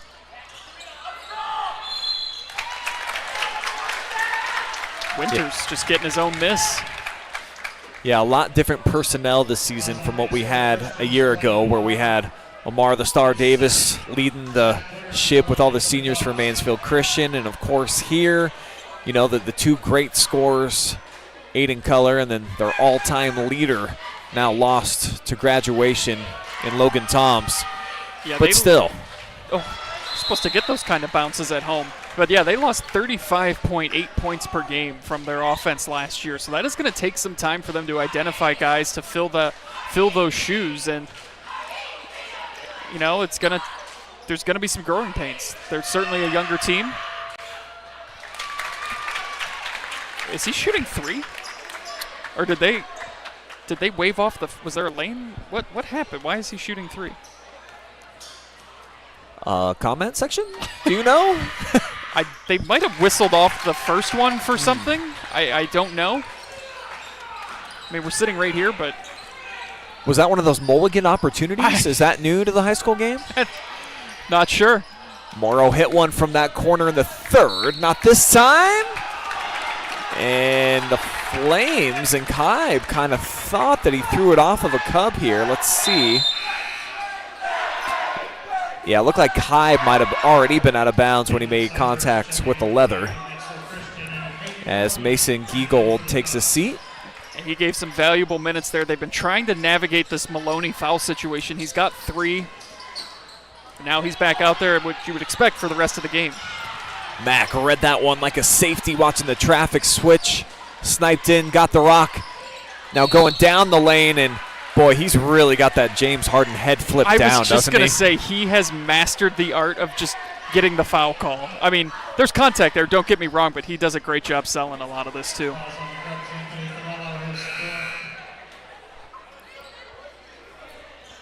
And Finello picks up. Yeah, what's Foul he number got? 4? 3? 3 or 4? 3 or 4. Long range. And just nobody defending Josiah, so he's going to have to either get his confidence up and stroke that and make one and force him to come out, or probably made the right decision here. Morrow's already hit a couple, not this time for the lefty. And now Grover outdueling Mack for a board. But it's poked away. Davion! Diving over by the cheerleaders. And this was pretty close to him, kind of scooping it and keeping it in play, all in one motion. We got something here with the officials and the scores table. Try and listen in.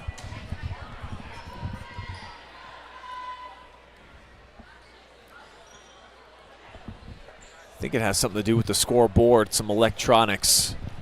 Oh, I know what it is. So the one scoreboard is showing 6:24 and the other one is 6:45. So the times are off on the two scoreboards. So I think the clock is not running on the Main scoreboard.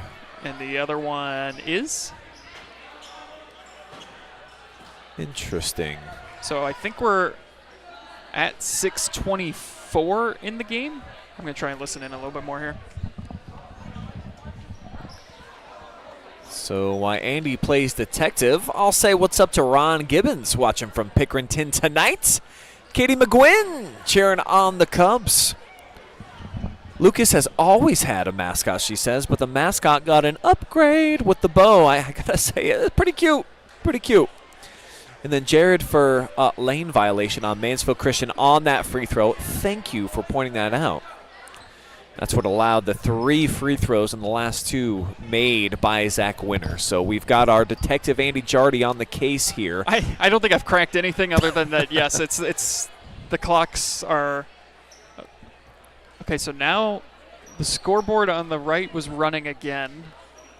So maybe the one on the right isn't correct. Maybe it was running. Maybe the main one is right with 6:45. They're still adjusting it. How about Coach Iceman, by the way, too? I mean, he is the AD here as well, but he's doing double duty right now, triple duty, trying to fix the scoreboard issue right now. Jack of all trades. He does so much for this community. Coaches a lot of the little kids, too. He's got 2 young boys that are going to be unbelievable basketball players when they get older. Unfortunately, my son is the same age as one of the Ice Cubes, and they have to go head-to-head. We've never had any luck against Lucas. They've actually they compete in the Mansfield YMCA League for the young kids. They have the best program going out there. They're running sets as 8- and 9-year-olds. It's really impressive. And it looks like we're just doing a total reset here. That's always the best thing to do, right? And it worked. And you know who it was? The Ice Cube. Of course. And look, he goes by with his arms up like he's Rocky after knocking out Apollo Creed. Let's go. I mean, when in doubt, right? Just turn it off and turn it back on. Come on. That's usually 95% of troubleshooting. Is tried and true. Just unplug it and plug it back in. Let's go. But, I mean, this is shaping up to be an incredible finish here, and almost like another halftime just happened right there. I mean, that was a delay of that's a good 5-6 minutes, maybe? Yeah, so there should be no excuses. You got to be able to empty the bucket here after getting about a 5-minute window. And then what is this? I just got a missed call from Andy Jardy. What is your phone doing? How did that happen? That was strange. Let me see. Did I even try to call you? No. I tried calling you. Did you get my missed call at 5:47? Because I don't know what's happening. I did call you when I first arrived. Oh boy. Oh, here comes Mac. Head of steam. The freight train lays it in. Well, he has certainly answered the call. You might not answer my calls, but Mac has answered them, yes, and he is piling it on right now. Davion doesn't find out about him 3 hours later, though. He gets it on the first ring. He's got 17 points now. Yeah, such a gifted player. And he's a few different times tonight, he's really tried to guess and initiate that fast break. That was only the second time that it's worked out. But when it does, it is spectacular. A little long here for Finello. And tipped out of bounds here by the Cubs. Pretty clean look to Cyphers. A bit late getting that hand up. And good call, Winters with the tap out of bounds. I see the comment section starting to fill up. Our next time out, jump back in there. So get yours in as well. We'll read all of your comments in the fan zone. Maloney didn't want to come out of the game. Cubs had 6 guys on the floor and nobody wanted to leave. You like that, though. You like that out of your players. Yeah, I'm not coming out. Mack almost got his wallet picked. This is Giegold. Oh, the blow by like a kite in the wind, and then Mack with the follow, the finish off the offensive board. He's taken over the game. Obviously, he had 9 points at halftime, but it's just been he has been all over this second half. Woo! Second still in the last 3 possessions, and like he was mad at the rim. Angry dunk. Cubs they've got to find an answer here. Kick ball here on the Grover pass, but just look at the aerial display here and the way he cocks it back. Boom! Kid's got some springs, boy. He is fun to watch. Nice catch in heavy traffic. Winners up and under in a much-needed bucket. Ending the bleeding here for Lucas. That's what they need more of, and we've seen both teams tonight. When they've needed to get back into the game, that's where they've been able to do it, is just getting it inside. And who's this off of? It's going to stay with the Flames. Thought maybe for a second this was coming back our way. But, yeah, that's what they need to do more of. That's what was working well. Winters had 6 points in the first half.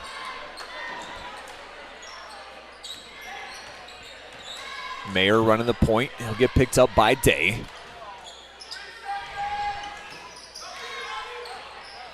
Now goes back baseline. Sneaks it in for Kaib, and bad pass. Bobby Grover read it. Runner. Yeah, a little too much. Yeah, a little too much. Tried to do it all there, and it's the one thing I was thinking, because I could kind of see Grover was just. They're down 4, but there's time left. I feel like some of these shots are a little chaotic here. I don't think you love that shot either if you're Mansfield Christian. Yeah, a heat check of sorts, but Mack, he's got all of his points in the paint. No jumpers tonight for him that I can remember. Yeah. Everything's been finishing around the rim. Timeout taken here by Coach Eisman. They've only got 1 left for the final 3:37, and as promised, jump into the YouTube chat section. And Alex, our friend who went to North Baltimore, says once a Tiger, always a Tiger, but does just want to see a great game. We're getting one here. Emily, she's like, nah, let's go Flames. Let's go Landon Cyphers. Lane violation. You were doing that PI work listening earlier. That's why Winters got those 3 free throws. It was Davion Mack walking out of the three-point line, so everybody saw it pretty much except for us. Except okay. for us. Philip says go MCS, and then Dre Martin, and I don't know what's become of him. Dre, where are you now? He was supposed to be the backcourt mate with Davion. He was the freshman starter last year for them too, double-digit scorer, and I think everybody was anticipating there was going to be a great 4 years with those two. So, DeAndre, let us know where you're tuning in from and where you're going to school this year. Good viewing audience as well. About 150 of you all watching together. Can you pull up the comment section on Facebook again? Because I can. Very important mascot update here. They've always had one, but the mascot got an upgrade. See, Indeed. I thought it was different. It's a great upgrade. Yeah, I think because now it's of the female variety, of course. So I think that's what Katie was enjoying about it. The pretty bow. Winner's trying to go right at Mack. I don't think that's a good idea. No. Nearly got it snatched right out of his palms. Grover goes to recollect it. And just kind of a chaotic start to this. Almost ended with 2 points for Zach. And swiped out last by Day. So Mansfield Christian basketball, 3:18 to go. They've got a 4-point lead. It was a little out of control, but, oh, yeah. The Cubs trying to sneak 6 guys out there again. Yeah. It's like an empty net situation is what they're trying to get here. But, yeah, they had already inbounded the ball there as they tried to make that substitution. But they are going to be able to make it as Mason gets back into the game. But they had the right play design coming out of that timeout. They got it to Winters. It might have been a little chaotic, but he had a good look at it, just couldn't finish. Right through the 5-hole of Hahn. It works out, though. Mayer, the backstop. Back to T. Hahn. Little up fake. Winters bought it, but it won't go down. Second try, and it's good, plus another on the way. And that's what I was talking about with the energy, the spark that he brings. And it's just been a tale of two halves, and they just have not been able to get the rebounds here in the second half that they did in the first half, that the Lucas Cubs have. That was one of my keys to the game for Mansfield Christian too, second chance points. They have thrived on that here in the second half. Long rebound out to Davion. He's closing in on a double-double, 2 boards away from it. Lucas looking for the trap now. Actually, Winters just off of the switch. And we'll get a timeout taken by Coach Craner. He still's got 3 left, actually. 2:35 remaining, and you see 8-4 MC with the differential in this fourth quarter. That count brought to you by our friends over at Home and Kitchen Supply. Big second half here for Mansfield Christian.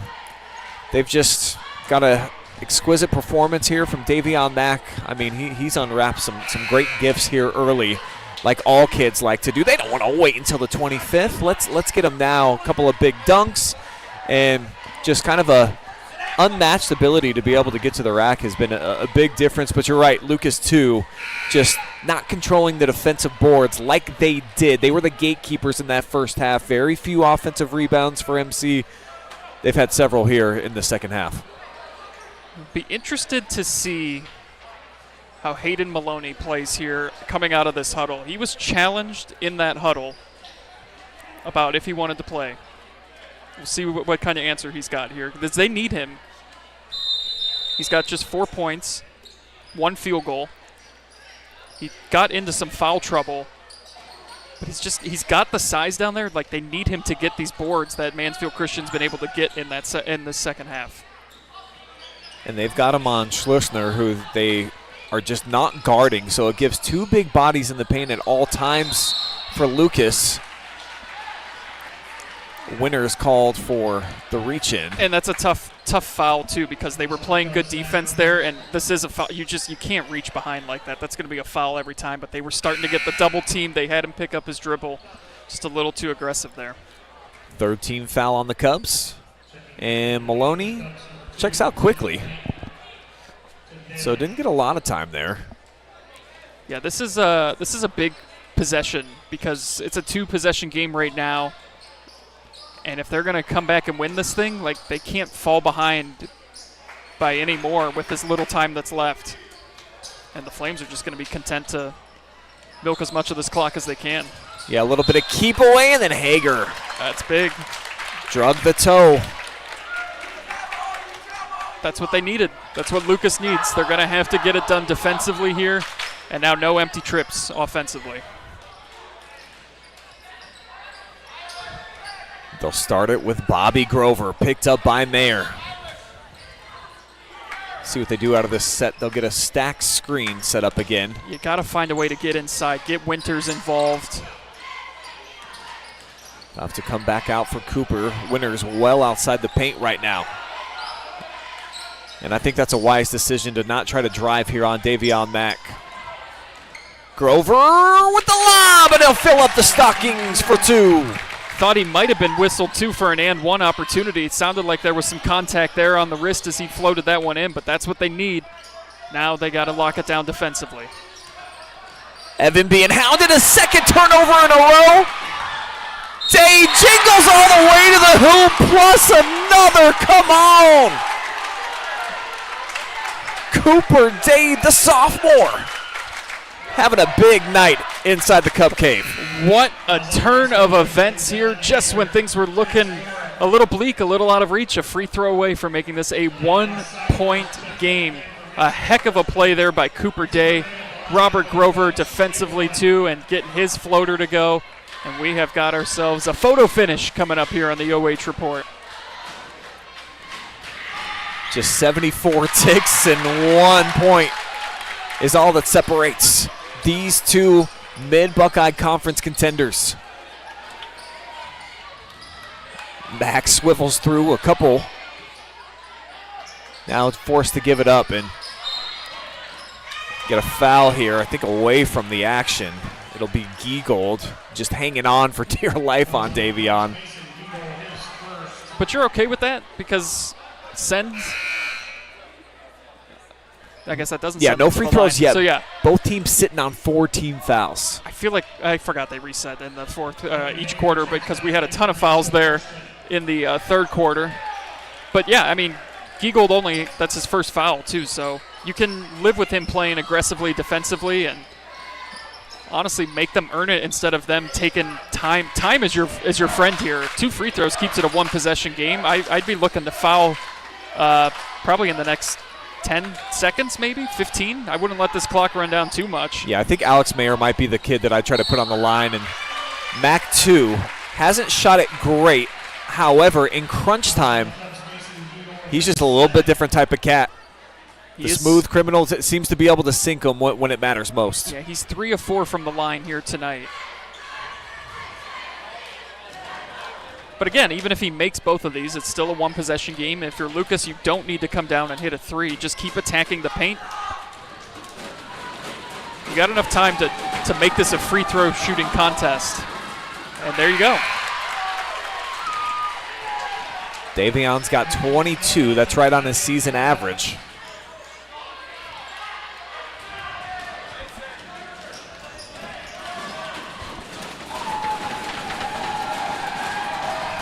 And it's a 2-point game. Full court pressure being applied by the Flames. They'll break it, a 3-on-2. Winners right by everybody. They'll take it in for the lay-in. Way too many guys up front there for Mansfield Christian. There was 4 guys up there pressuring, and that's the problem that you run into there is it leads to a wide open layup if you get through. And what a difference we're seeing out of the Lucas Cubs here in the last 2 minutes. They look dead in the water. This team was kind of just like, oh my gosh, Davion Mack's doing Mac things. He's dunking. They're taking control of this game. But a heck of a job here by the Cubs to answer, tie this thing up. And you almost wonder if there's some type of a voodoo curse on the Flames when it comes to this matchup, especially in this gym. They cannot seem to get it done. We saw it a season ago, too, where in the clutch, all of a sudden it kind of got away from them. Could it be back-to-back heartbreak in this gym in the last 2 years for Mansfield Christian? Certainly Cubs fans are hoping so.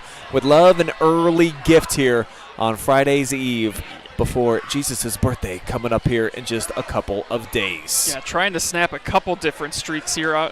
Mansfield Christian is they've lost 14 straight in this matchup.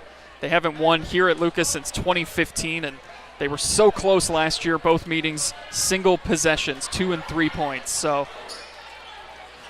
what a job both these teams have done. Lucas dominated the first half, and then Mansfield Christian has dominated the third quarter and about the first 5 minutes of this fourth quarter, but the Cubs have answered here. It's a game of runs. Both teams will be in the bonus on any defensive foul. Lucas looking to defend without fouling. Day picks up Mayer, spins as he gets across the timeline, hands off to Mack, and they tried to double team and then both defenders left.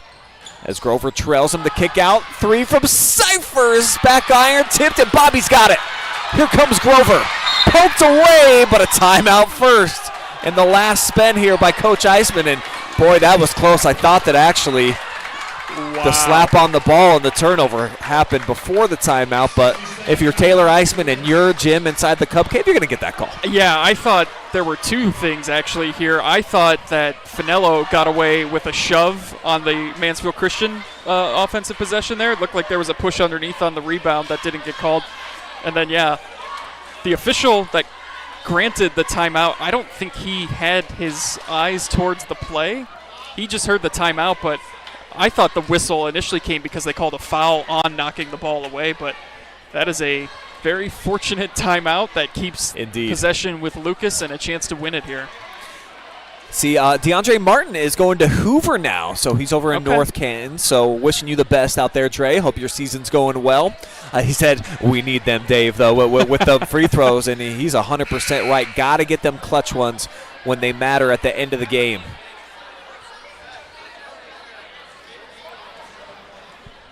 Boiling down to the final seconds here, Lucas. A lot of smiles on their face coming out of the huddle here.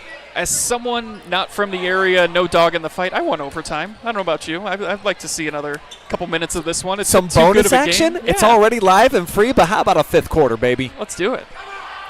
I also love game winners, so. Yeah, either. Coach Craner takes his second to last TO. I guess I don't know how the weather is outside. I do have to drive back to Cleveland, so That's maybe right. if the weather has started to turn, then let's get out of here. Yeah, you only want it to be frightful when there's no particular place to go. That's when you want it to let it snow, not when you got a 70-mile hike back up on the shores of Lake Erie. What a fun competition we've had here. This has been the case the last few years. Mansfield Christian has been so close. I think I've called all the games, their last 5 meetings, and they've all boiled down to final possessions and making smart decisions with the basketball or maybe lack thereof. And really curious to see how Lucas, if they're going to come out and show the exact same look that they just had here, or if it's going to be that cat and mouse checkers versus chess game. Who are you going to if you're the Cubs here on offense? Who do you want to have the ball in their hands here to win this thing? I think Bobby Grover needs to start with the basketball and make the decision. You there. He's done an excellent job of just being a facilitator and setting dudes up. I'm going to throw a wrench into this because you only have 5 seconds, right? I think there's 5 seconds left in the game. I let Cooper Day shoot it for 3. That'd be a way to go out. Bobby's going to initiate it, and they're going to go right back to him off of winners. Oh, the hesitation, the lob, good if it goes! Overtime on the menu here tonight in the Cub game. It's not a final. Don't worry about that. We'll be back. More live and free action on the way.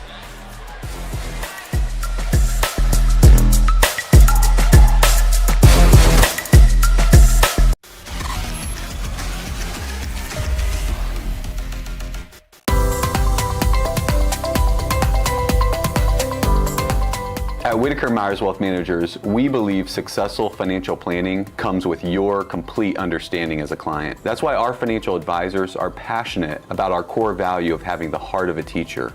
When you have complete and total understanding of your financial picture and your financial future, you have more confidence as a client.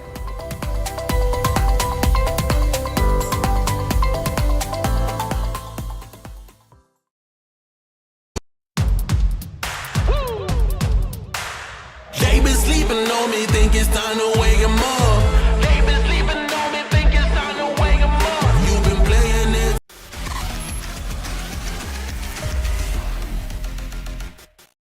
Sometimes 32 minutes just isn't enough to figure out who's going to come out on top. That's the case here tonight. 45 apiece, 4 more minutes added to the clock as we are into overtime. Brian Skowronski here alongside Andy Jardy.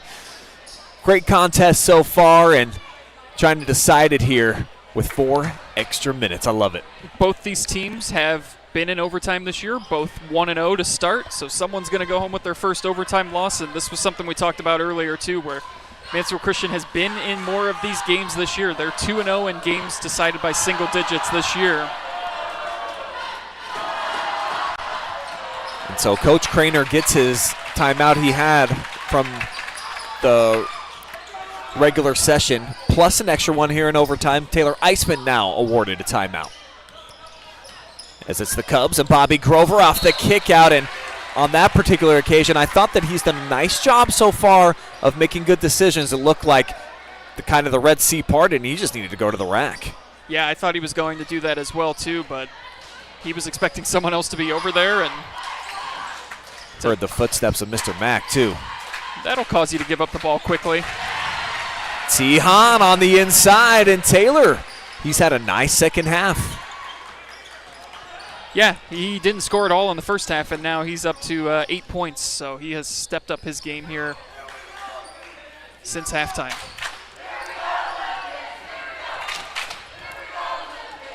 Grover calls out the set. He's really a patient ball handler. Never looks like he's stressed out. And I mean, he's a Grover.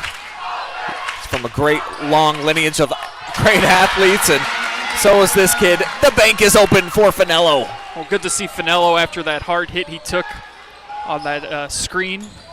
A legal screen, mind you. It was a good no call. Catch and release halfway home for Cyphers. Tipped around. It'll stay down here. I'm kind of surprised they're letting Cyphers shoot these threes. I mean, he hasn't scored tonight. They obviously need someone else besides Mac to get it done, but it also feels like that's where you need to be going every time. Another and one on the way here for Taylor Hahn. Second time tonight that he's heading to the free throw line after converting a bucket. And there it is, man. Just the raw emotion. This matchup, the Flames, boy, do they want this one bad here tonight. Never beat Lucas, of course, during their high school careers. Yeah, this has been the team, right? Like, they've been close to coming away with the conference championship, but it's been Lucas that's been there to deny them every time. Grover looking a little bit gimpy after that foul as he makes his march down to the charity stripe.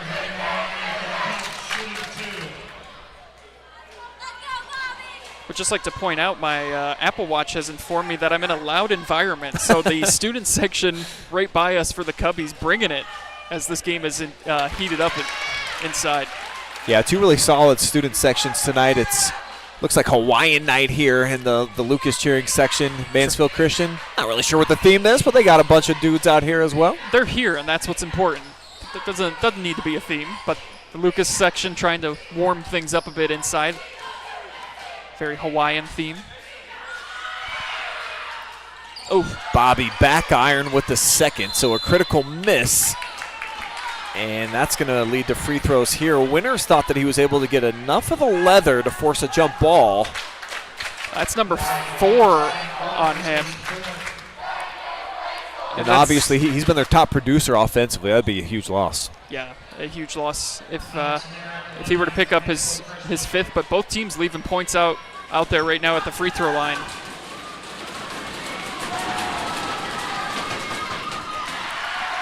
Alex Mayer calmly puts in his first point. Yeah, first points of the night. I mean, steps up to the free throw line in overtime, up 1. You'd think he'd been there multiple times with how confident of a stroke he's had. As cool as a cucumber. On a winter's day, Alex Mayer 2 for 2. And it's a 3-point cushion here for Mansfield Christian. And if you're Lucas, keep going into the paint. Get the ball inside to Winters. Don't need to settle for a 3.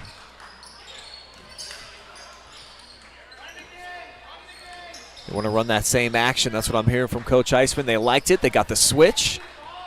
That was one of the things right before overtime started, too. I heard in the huddle, attack the rim. And just an ill-advised pass. And I think a solid rotation that time for Mansfield Christian confused Bobby Grover as Cyphers came up with the steal, and now Mack down Main Street. Missed it. Tihan's got his back. And they're going to try to wind a little bit of time. 3-point cushion. And the foul will go on Bobby Grover.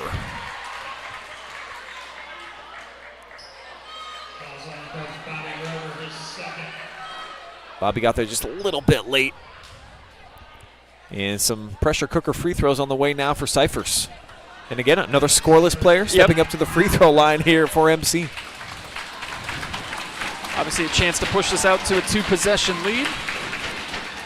And he leaves the first one out there.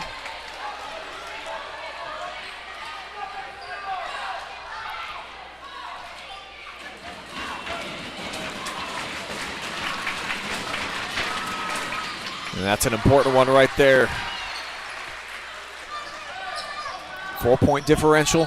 Lucas checks the clock. Just about 90 seconds to go. As Grover drawing a crowd. Back door. Here's Day. Swatted by Landon. He's had 2 big defensive possessions in a row. And the leak out. Hager pumps it up to a 6-point lead. Huge sequence right there, pushing this out to a 2-possession lead. They got to score, and they got to score quick here. One more look on our Oak Park Tavern instant replay. Nothing but smooth sailing there for Evan Hager as he drops it in right hand, left side, and puts him in double figures with 11. Again, you don't need a 3 here. They just got to get something quick.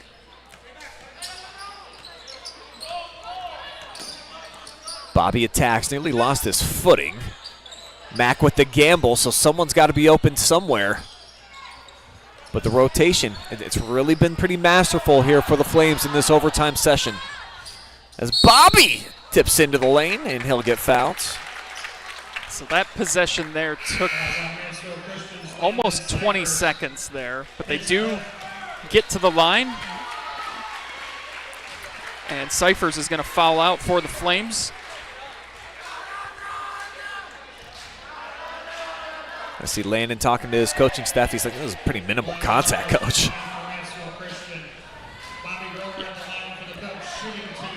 Got to get both of these from your senior, one of your captains out on the floor. He's 3 of 4 at the line here tonight. Second trip here in overtime, made 1 of 2, and might be seeing a little bit of fatigue kicking in there, a little short on that one. Yeah, no question. Bobby logs a ton of minutes for this team. They need him out there running the show. And you can tell he doesn't look exhausted, but he looked pretty tired. He looks pretty tired. You can see it, yeah. Big deep breath for Grover, and he splashes the second. So it gets it down to 5. Some full court press is put on, and if you're Lucas, can't allow too much time to come off the clock before you try to make this a free throw shooting game. Yeah, now's when I foul. You try to get that turnover there, or they're going to get a timeout called, which actually might benefit the Cubs there, getting that timeout call, because they were probably going to get called for a foul. The possession arrow also is with the Flames, so any jump ball tie-up will be Mansfield Christian's ball. And you see 18-15, that's fourth quarter in overtime combined. Ben Ricker hoping to see the Flames pull this one out. Marcus Davis is like, D up, fellas. That's on the Facebook. On YouTube, Dennis Breen just simply says turnovers. Yep. That's been the killer here for the Cubs. Yeah, they've got, let's see here, 6, 10, 15, 18, 20. 20 turnovers on the night, including 2 here in overtime. They did a much better job in the fourth quarter not turning the ball over, which allowed them to get back into this, but the Flames have done a much better job keeping possession. What do they have here? 5, 9, 10, 13? 13 to 20 in the turnover margin. So they flipped the script completely at halftime. It was, I mean, they couldn't get to the free throw line. They couldn't get second chance points. They have just completely dominated in that aspect here in the second half. Could this be the night for Mansfield Christian to end this long streak? 14 straight losses to Lucas. Have Mack at the free throw line. He'll have 2. And I think wise for the Cubs to do it quickly. Only a couple seconds drifting off the clock. How about Mack, too? He hasn't scored in overtime. I mean, he's got 23 points, but you would think with how they've played well here in these extra 4 minutes that he would be all over the scoring for it, but that's just his first point here in overtime. It's been the others stepping up here. Cyphers had 2 ginormous defensive plays. Evan Hager out with the transition bucket. So this is the big one here. If he makes this, it's going to be very difficult for the Cubs to come back now with a 3-possession game, and just time is their enemy. And not really any 3-point threats outside of Day, who hit a couple early. And this will help. They'll have some free throws coming. You see Morrow's got his hands straight up. Yeah. But obviously there was a little bit of a body bump there. But don't even, leave it up to the official to make that call. I mean, you could play tough defense, but You're also up 7. Clock is running. Don't commit a foul. No just need. stay back. You can be close, but you don't have to be bodying up on them because now you're sending them to the free throw line and the clock's not moving. Big spot right here for Daly. Daly coming back from an injury. You see he's got that ankle wrap. And I think this is a guy that by season's end will probably emerge into that starting lineup in there and log some heavy minutes for the Cubs. Showcase him right here. He's a pretty calm customer. Looking for his 4th point. Try to make it a 5-point game. Can't get it. But the Cubs catch a break. It looks like Day was fighting for it, but last touch by Davion Mack. I must say it's nice that we don't have to stop the game to go look at the monitor. I'm a big fan. There's nothing worse than a close basketball game at the college or NBA level, especially the college level. It takes forever. Grover drew a couple defenders. I think he's got to shoot that, though. He had a good look, and they're running out of time. Off the hop step. Cooper, a little short. And here's Hahn with the rebound. The biggest of the night. As Matt goes baseline and with authority puts a little icing on the cake.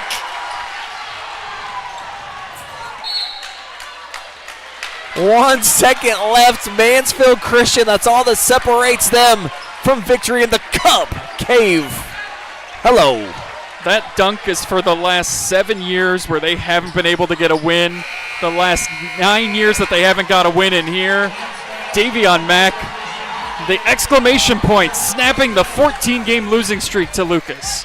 He had 27 here tonight to get the win, and now 3-0 in conference play. MC sits all alone ahead of the MBC Kings. 6 straight conference championships for Lucas, and now they'll have to dig themselves out of a hole here if they want to try to capture a 7th.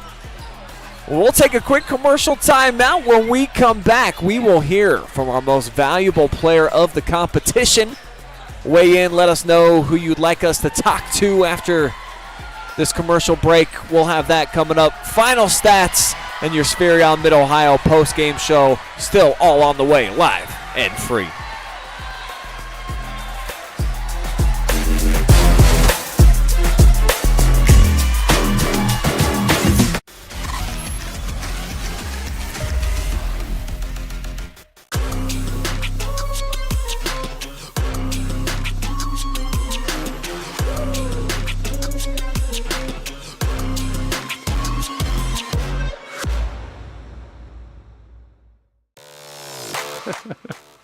Hi, I'm Joe Baylog.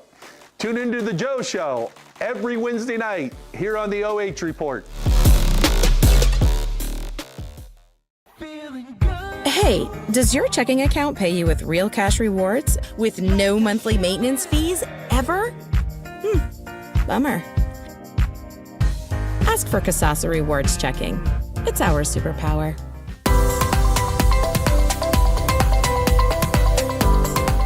At Whitaker Myers Wealth Managers, we believe successful financial planning comes with your complete understanding as a client. That's why our financial advisors are passionate about our core value of having the heart of a teacher.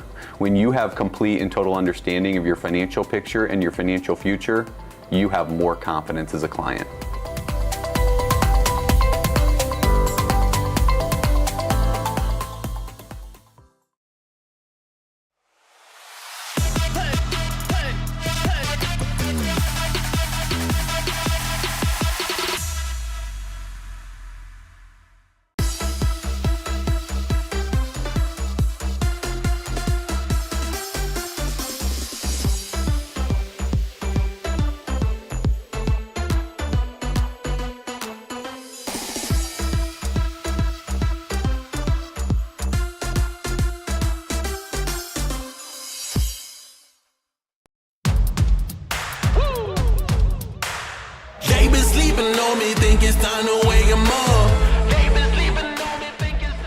What a finish tonight in the Lucas Valley and exercising some demons.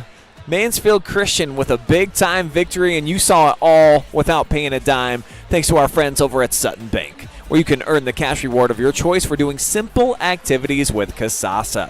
Whitaker Myers Wealth Managers, locally owned financial planner that boasts the endorsement of national money expert Dave Ramsey and the team at Ramsey Solutions. Home and Kitchen Supply is your one-stop shop for kitchen and baths, windows, and doors since 1970. Oak Park Tavern is Richland County's oldest dining/supper club, serving great food since 1940. Mechanics Bank, Richland County's only independent community bank. Ohio Valley Manufacturing, heavy gauge stamping and precision blanking service. They are hiring now. And Spherion Mid-Ohio, always hiring, and they are proud to support our local athletes. They know the foundations that make great employees are woven into the team where focus, drive, and perseverance given in each practice and game. Let's get to work. We'll be right back. We'll have your Spherion Mid-Ohio postgame show. Also an interview with our Mechanics Bank MVP. We want to hear from Taylor Hahn. Kind of brought some spark, some energy to the game. All of his points coming in the second half, double digits for him. Nearly had a double-double as well. You'll hear from T. Hahn coming up here after the break. Stay tuned.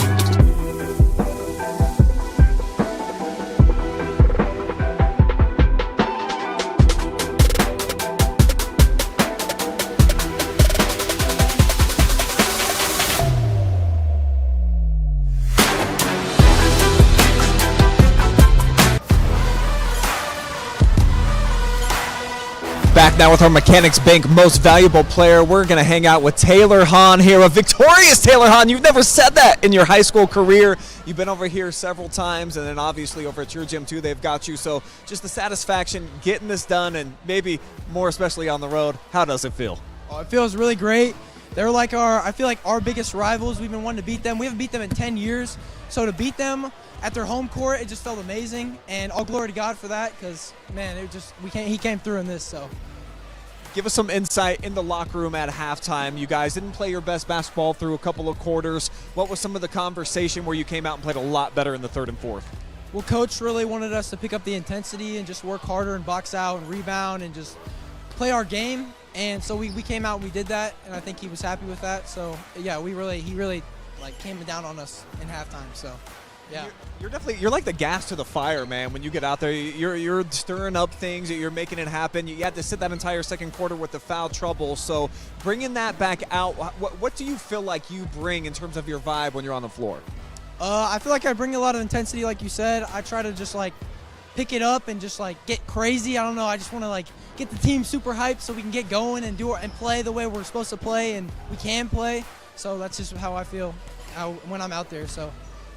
You guys have been the conference runners-up the last couple of years, running here, of course, to the Lucas Cubs. So you're sitting all alone right now at 3-0 in the MBC.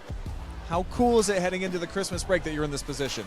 Oh, it's awesome. We've never won our conference. We won one time, and like I don't even know when. But yeah, it just feels great being on top right now because I mean we still got Central Christian and we'll play them again. But like it just feels great beating Lucas. So. Yeah, the holiday spirit, I think, at an all-time high here. We're just a few days away from Christmas, so make your best case to Mr. Claus if he's watching right now, and I guess he always is, when you're sleeping, when you're awake, to why you should be on the nice list this season. Because I bring it all, and I leave it on the court. All glory to God for that. All right, Taylor, last but not least, look at the camera. Give as many shout-outs as you want. First and foremost, again, I want to thank my Lord and Savior Jesus Christ. He gave me everything. He gave me a great family, a good life. And also, I want to thank my parents and my coach and all my friends, Evan Hager, shout out to Evan Hager, and Mr. Branham. All right, your Mechanics Bank MVP of Victorious, Taylor Hahn here in the Cub Cave.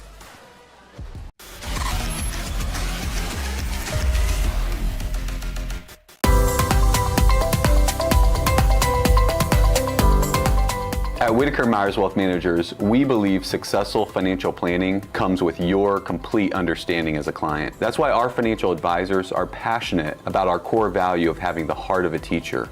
When you have complete and total understanding of your financial picture and your financial future, you have more confidence as a client.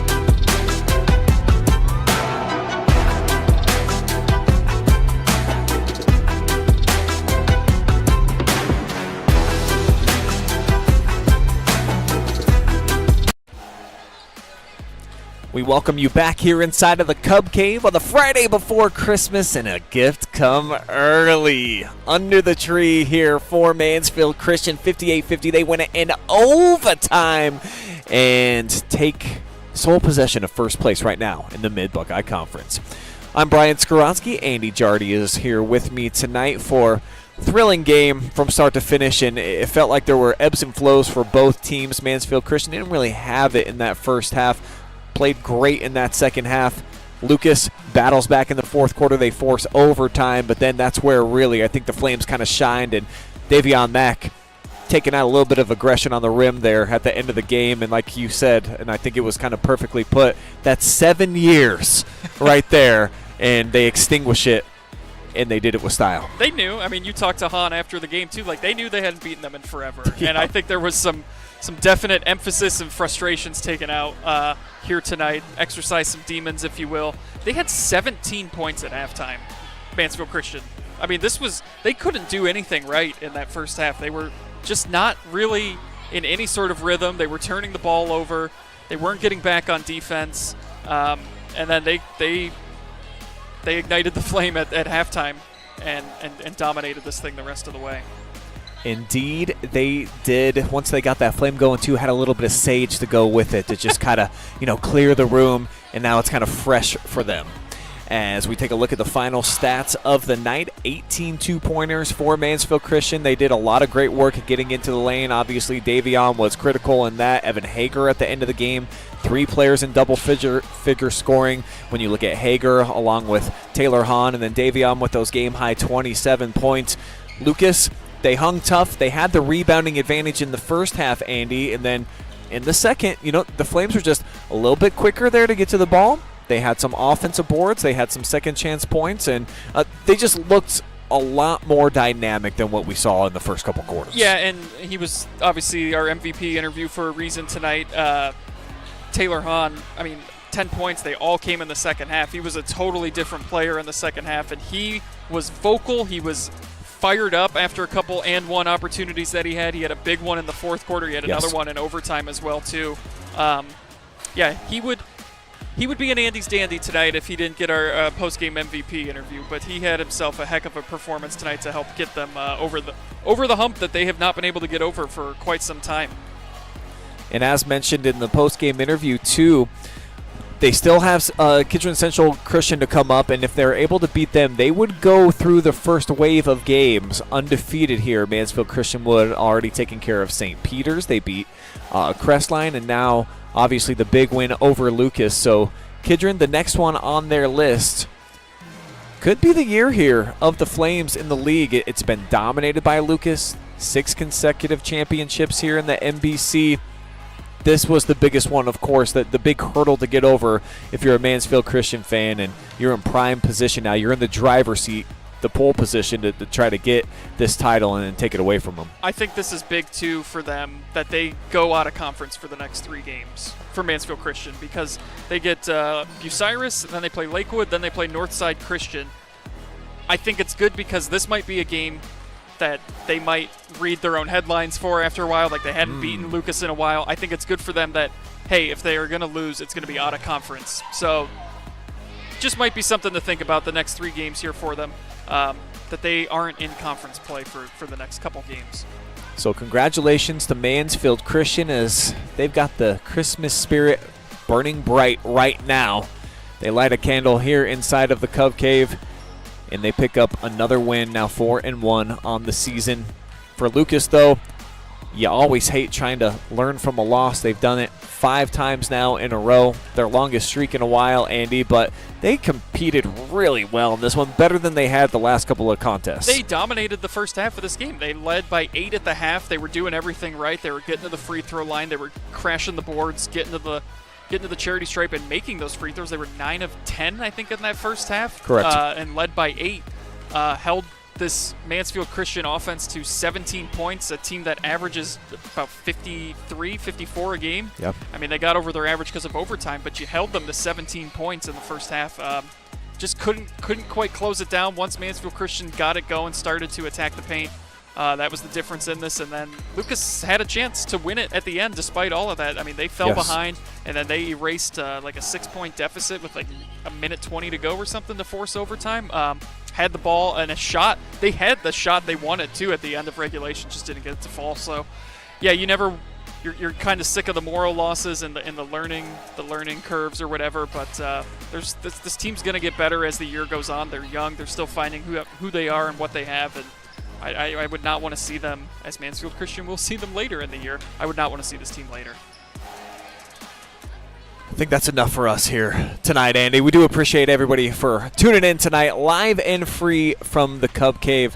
Had a ton of fun, and it's really only just beginning here on the OH Report. We've got more live streams coming up tomorrow. We've got a big highlight where Ontario and Lexington are going to be going head-to-head. So the season of giving, it never stops here on the OH Report. We're always live, always free, and bringing you plenty more coming up soon.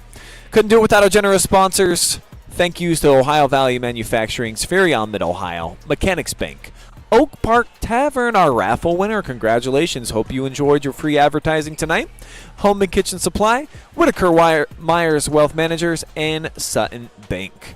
For our awesome crew here tonight, Jory Hollenbeck running camera in the first half. And then Kane, what's your last name?